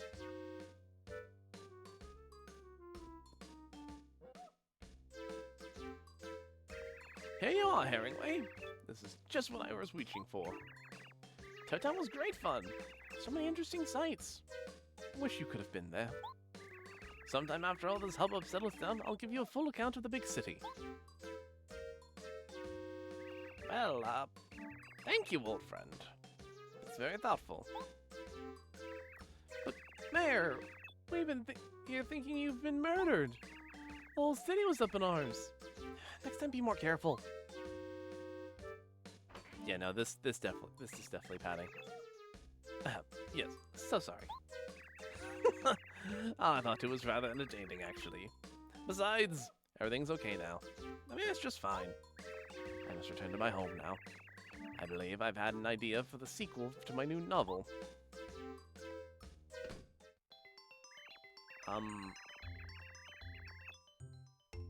I have the best intentions, but for some reason, I always end up causing a ruckus. Hello! Sorry about all that. I must apologize. Say, you're Mario, aren't you? Well, let me welcome you to Shiver City, the Jewel of the North. How old were you when you first played a video game? So, for that one, I very much know I want to say, like, earliest memory, I've been told around 3. I vividly remember around age 5. Like, birthday of age 5 is when I vividly remember. I was 4. Yeah, more than fair. What's the matter? Oh, you want to hike over to Starborn Valley, do you? I see, of course. I'll tell the gatekeeper to allow you out of the city. You better bundle up. Understood there, Chief. Understood.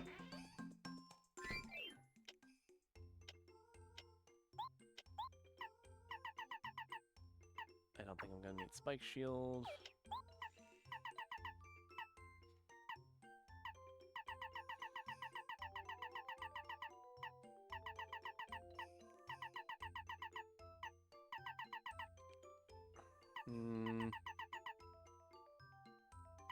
Take off I Spy. I'll throw on Pretty Lucky.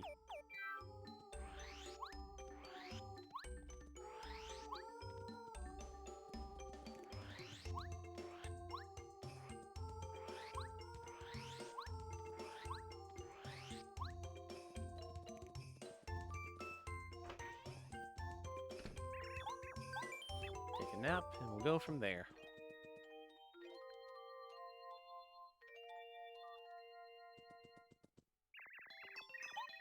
Good luck. I'm going to ignore the potato for now. If you could immerse yourself in any game for one day, what game would it be? What would you do? Oh.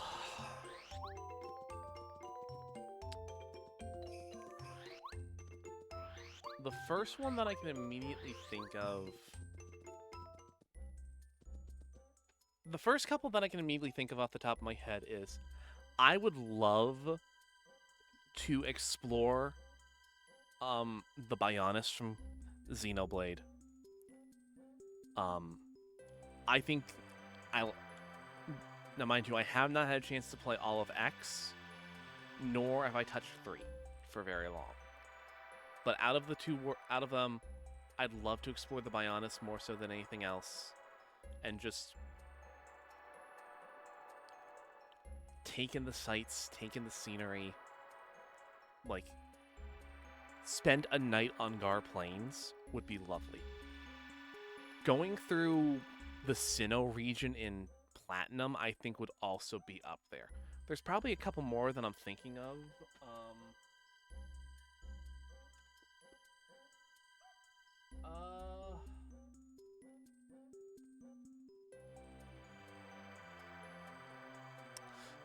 Mine would be something where I can make a fuck ton of money. I am not a righteous man.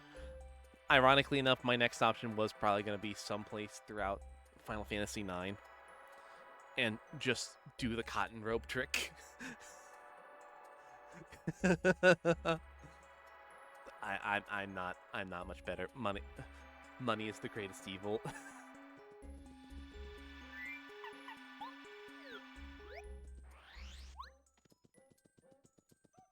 Are we gonna get jumped?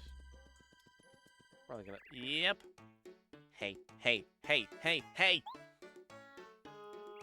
I've been waiting for you, Mario. I've been here forever. I was getting desperate. I thought I was gonna freeze. This place is freezing and cold and nasty and icy. I hate it. I can't take it anymore. I gotta get out of here.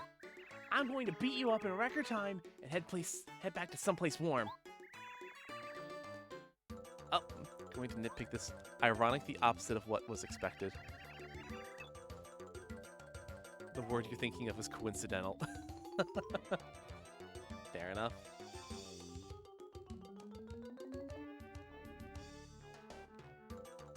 Oh boy. Ah, I've been busy, Mario. I've learned some cool techniques.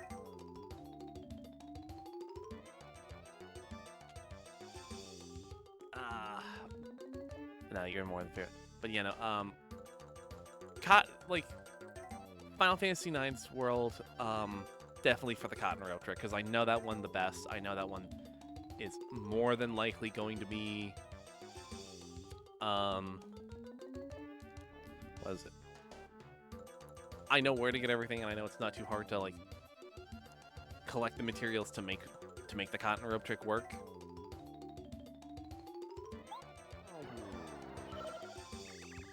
That is definitely where I will go with that.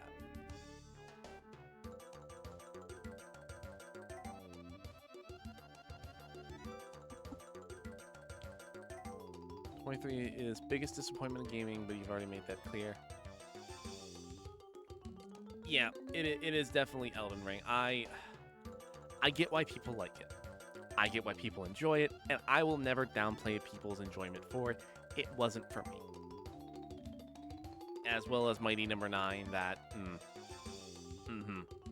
yeah, that hits. Look at this piece of work. I've been taking a little magic course on the side, and now you're gonna be my final exam. Yeah, I'm gonna win this time.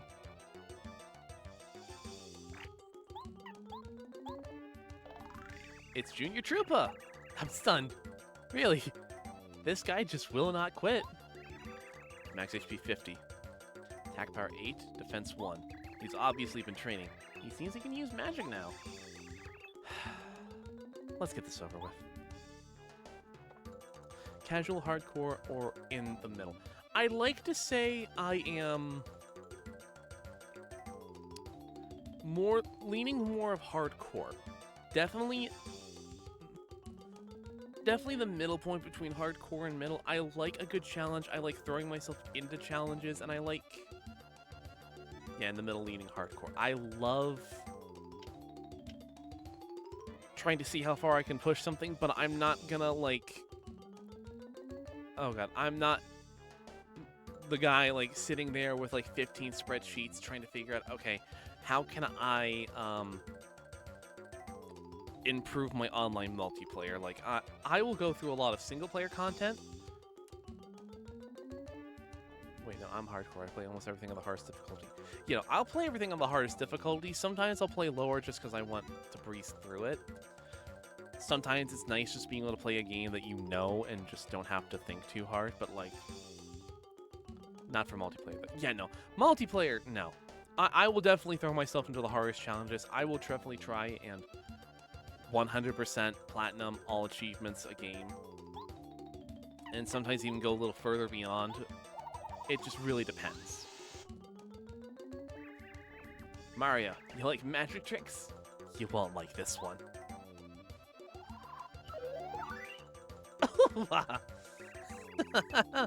That felt fantastic. I just keep on getting better. He's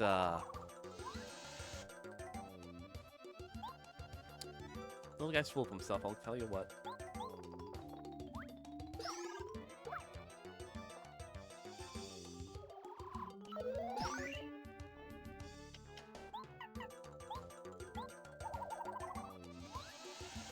I usually don't attempt to 100% just because it doesn't interest me. I generally try to. I love seeing all of the content that a game has to offer. Now, some things are just a little beyond just 100%. Again, see Awakening all supports. That is pain.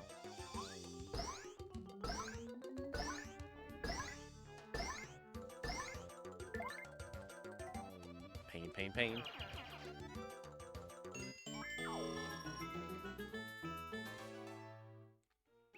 Oh. Oh.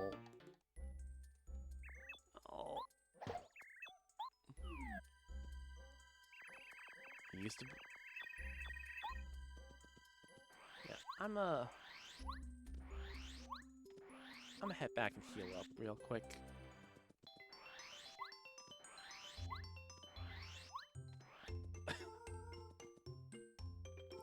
Be honest, have you ever used cheats like an action replay in Game Shark?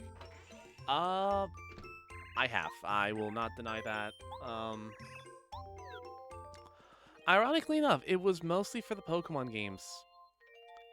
And usually just to get access to, like, the event-only areas.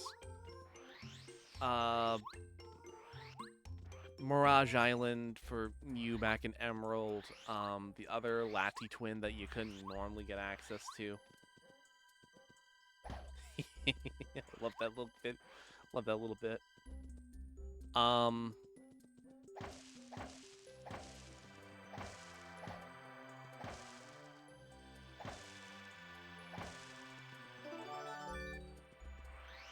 But, like, usually doing... But, like, for consoles, I can't really think of having done it for consoles.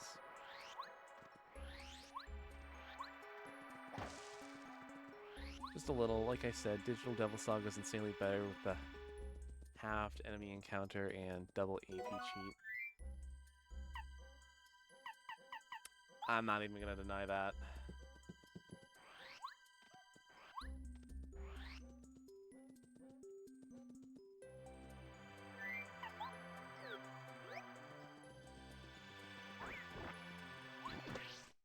Gotcha.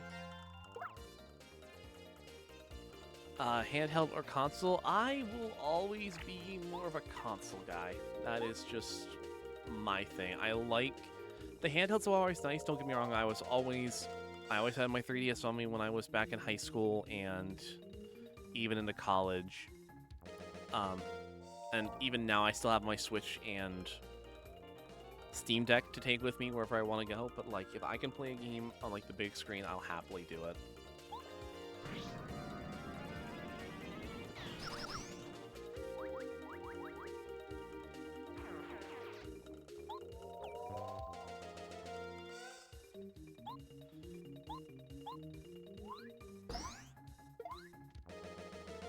Gulp it down.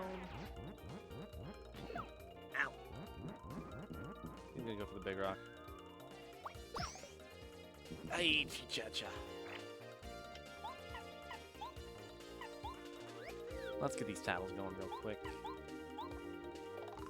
Those are Frost Piranha. Frost Piranhas are frozen piranha plants. 10 HP, 4 attack, 0 defense. They'll try and freeze you with their icy breath. You'll be at their mercy if they freeze you, so you'd better try to immobilize them right away. Ice attacks won't work. They love ice. Fire attacks, though. Has there ever been a moment that made you cry? Yes. There's been a couple of different moments that have in games that have made me cry.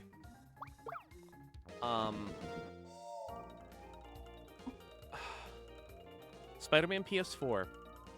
The final cutscene never fails to hurt, where May's asking Peter to take off the mask. I want to see my nephew. And then the end of Chapter 9 for Celeste, that hurts a lot as well.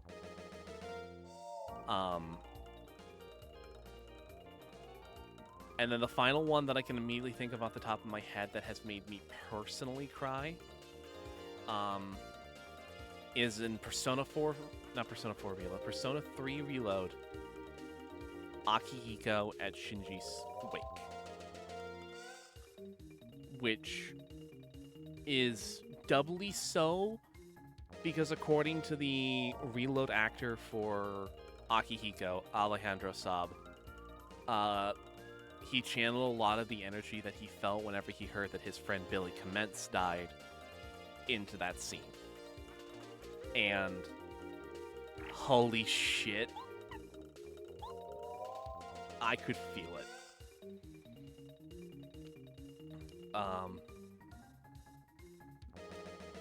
Those were some of my favorite scenes that just like, this is here to rip my heart in half. I'm here for it. Do it again.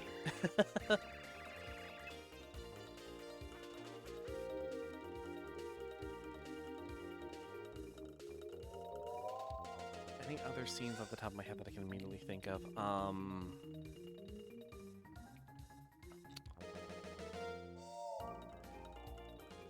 Which character's clothes do you wish you owned the most? Oh, God. Gods.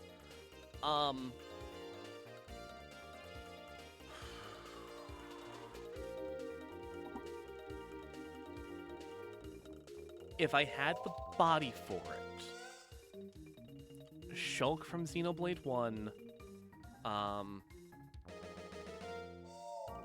Beat from Jet Set Radio Future, Neku or Rindo from The World Ends With You and Neo The World Ends With You. Mitsuru or Minato's Winter Pulse. Those are also really good options.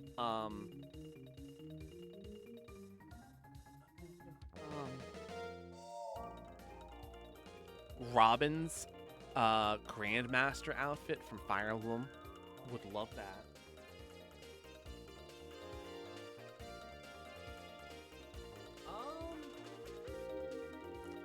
And then, just kind of again throwing myself out there. The blue. Oh God.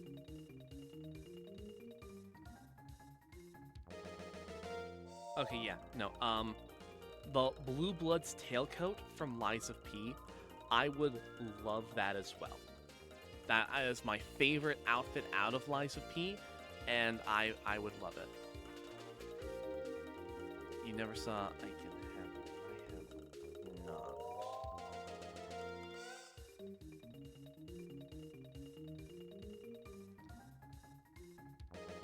I do have Crunchyroll, so I could probably go ahead and watch it at some point. I think it is on Crunchyroll.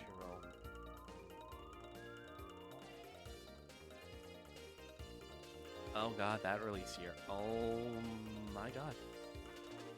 Oh my God. Time's cruel. Time's cruel. This is a Gulpit. Wow, those Gulpits are pretty burly, don't they? Max HP 12, attack 2, defense 0. Gulpits attack by picking up rocks in their mouth and then spitting them back out. The bigger the rock they spit, the more damage you'll take. Big rocks take 7, and small ones take 5. They can't do much damage without ammo, so you should concentrate on the rocks first. The only reason to watch it is because a number of the Danganronpa VAs were in it. I'll definitely have to give it a shot.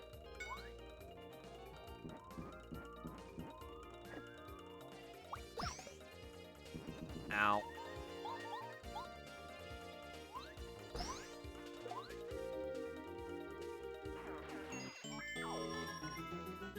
I know.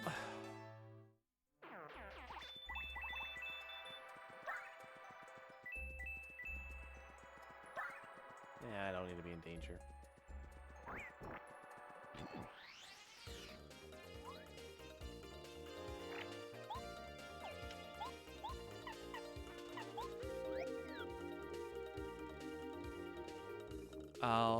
29. What is more important, gameplay or story? Gameplay.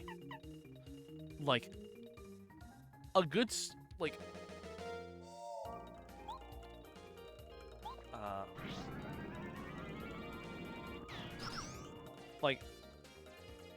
a good story can make any game great. But being able to replay and have fun with it, I think, is more important in the long run. You can have a really shallow story, but if the gameplay is great and fun, I'll come back to it more times than not.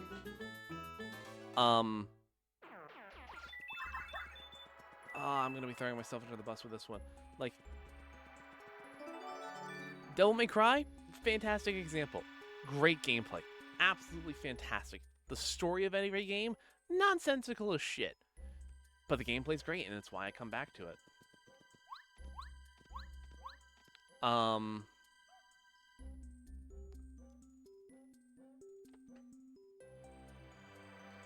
A game that I think has great story, but, like, relatively shallow gameplay. Ironically enough, is a game that I highly recommend to people to try out, is In Stars in Time. I really love the gameplay in it. It's simple, but the story is fantastic.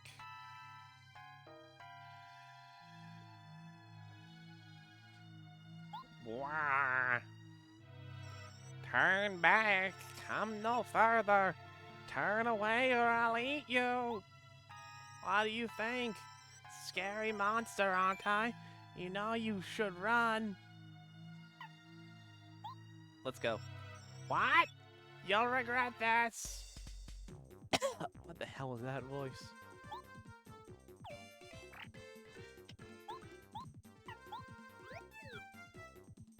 Gumbario? This monster... Even I don't know what it is. I don't know why, but it looks really terrifying. I get the funny feeling I had a nightmare about it. Max HP 20, attack, defense 0. I don't know its attack power, but it must be very powerful judging by its look. It's a pretty looking monster.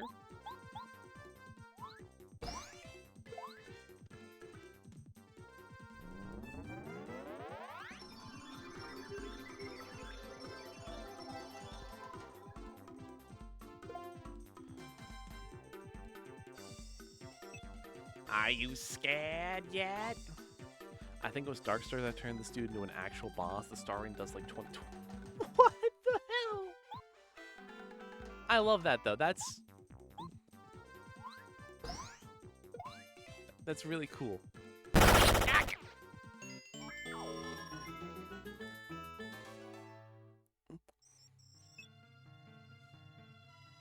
Oh boy. No! Run away!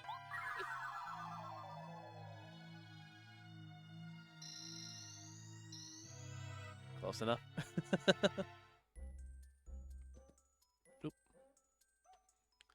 Thank you for the hydrate cure.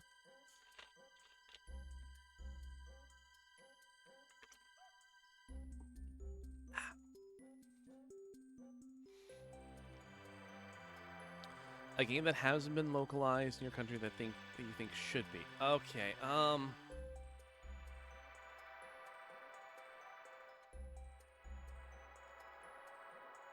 what are a couple of games that I really wish were localized that haven't been?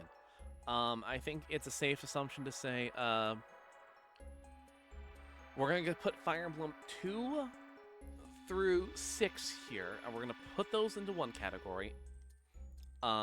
Mother 3, easily, yeah. No, this shit should be localized.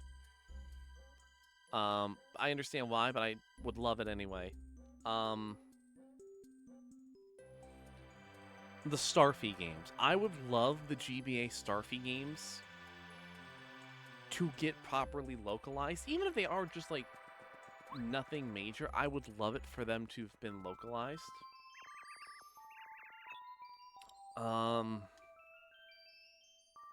Monster Hunter Dose. I would love Monster Hunter Dose to be properly, localized, but I know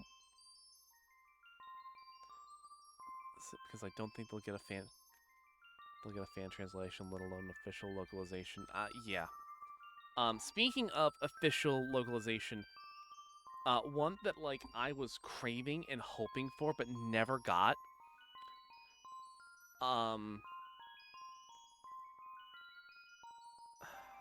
Mega Man Battle Network Was it Operate or Operation? Either way, the Mega Man Battle Network 1 remake with Star Force content, God, I would have loved so fucking much to have been gotten that in my hands. And you might be thinking, Dom, it's for the Star Force content, right? No, the Star Force content is nice. It's extra additional content.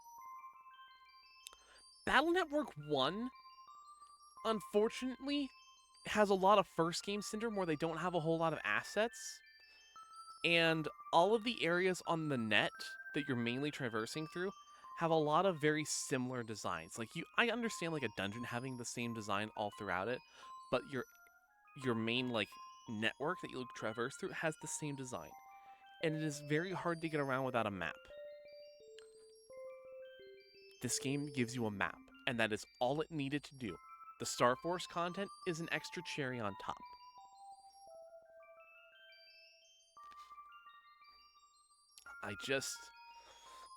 You can... Yeah, no, so Fire Emblem 2 through 6, as well as Shadow Dragon, Heroes of Light and Shadow, Shin Megami Tensei 9, I think, like, yeah, just throw in all the rest of the Shin Megami Tensei games that we never got here states-wise. Like, I'm fairly sure there's somebody who's done, like, an English translation of SMT 9, probably.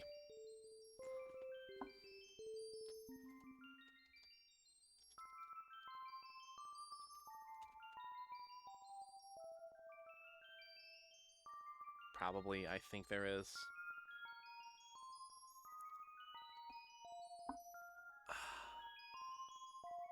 But there is, like, a decent number of, like...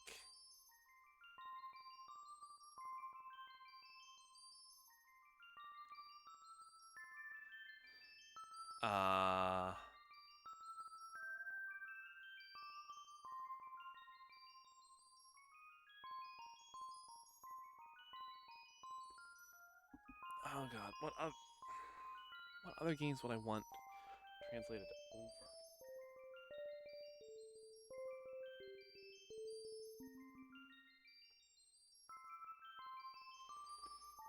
Because I'm trying to think, like, what other games, like, has there been that, like, have only been, like, in Japan that, like, haven't been translated over yet? And those are, like, the only ones that I can immediately think of.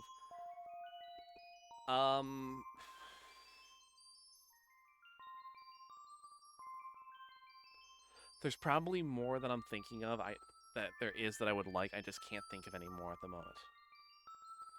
Ah, you're Mario, yes? Thank you for coming. What do you think? How do you do? I'm called Merly. I care for the star kids born here in Starborn Valley. There are many things I must tell you, but not here. Come. Let's go to my house. I cannot concentrate out here in the cold. This way. Please follow me.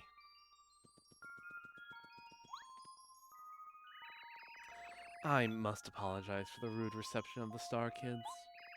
None of us expected you'd come here so quickly. They frighten strangers to try and keep this valley safe from Bowser's followers. Please, you must forgive them.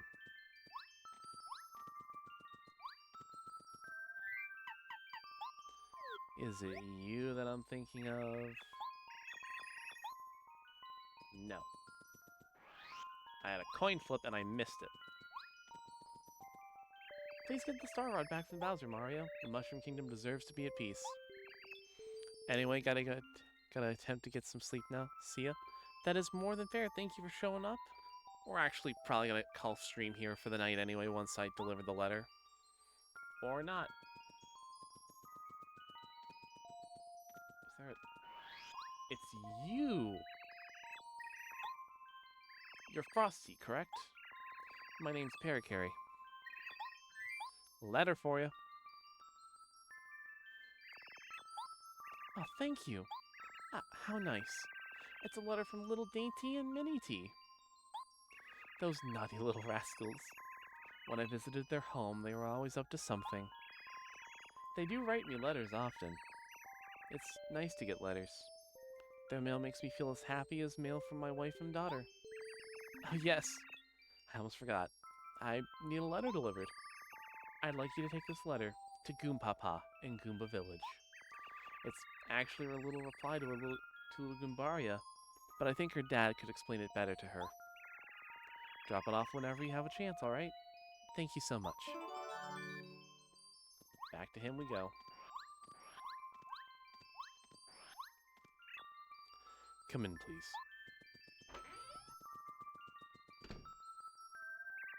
Now, Mario, you must heed well what I'm about to tell you. This frozen area is called Starborn Valley. It is named this because it is here that stars are born and raised before rising to the sky. But now, ever since Bowser has stolen the Star Rod from Star Haven, the power that the power of that place has weakened, and Star Kids have found themselves unable to rise up into the sky. I sent a ninja to my father, Merlin, hoping that I could coax you to help come here. Because I have found where the last star spirit is. It came to me in a dream, a vision of the last star spirit begging me for help. If my vision speaks truly, the last star spirit is being held atop Shiver Mountain, which lies to the north. Up top sits the Crystal Palace. The star spirit waits there. The Crystal Palace was originally built to honor the stars, but as time passed, it slowly faded from the memories of local people. And now, no one can remember how to reach the place. There is a way, though. It involves items that have been passed down in these lands. Here, take this. I mean, I know I was chilly, but I think this is a little ridiculous, man. This scarf has been passed down through many generations in Starborn Valley. I wish I knew how to use it, but I do not. According to the legends, you must use this and another item that has been passed down in Shiver City if you hope to open the way to Crystal Palace. Sadly, that's all I know. If things remain as they are, Star Kids will never again be able to rise to Star Haven. Such a fate would be awful. Please, help them, and expel Bowser from the sky. Shall, can, and will do. Oh yes, Mario. I almost forgotten. There's supposed to be a small shrine somewhere along the path to the Crystal Palace. A legend has been handed down in this valley regarding the shrine's secret. Truth lies not only in the eyes. Sometimes, even the walls may lie. Confusing, yes. But you must find this shrine and solve its mystery to reach the Crystal Palace. Please don't forget it.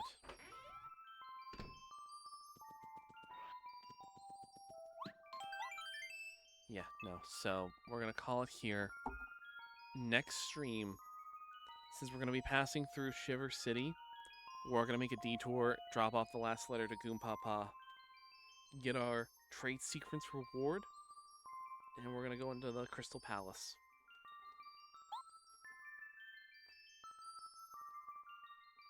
That all being said,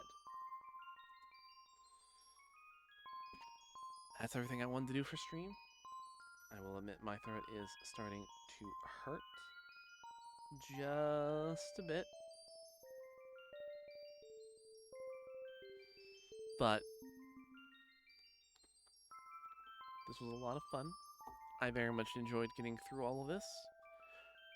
We're almost done. We are so close to the end now. I hope you all have a wonderful rest of the night. And I hope you all kindly take care.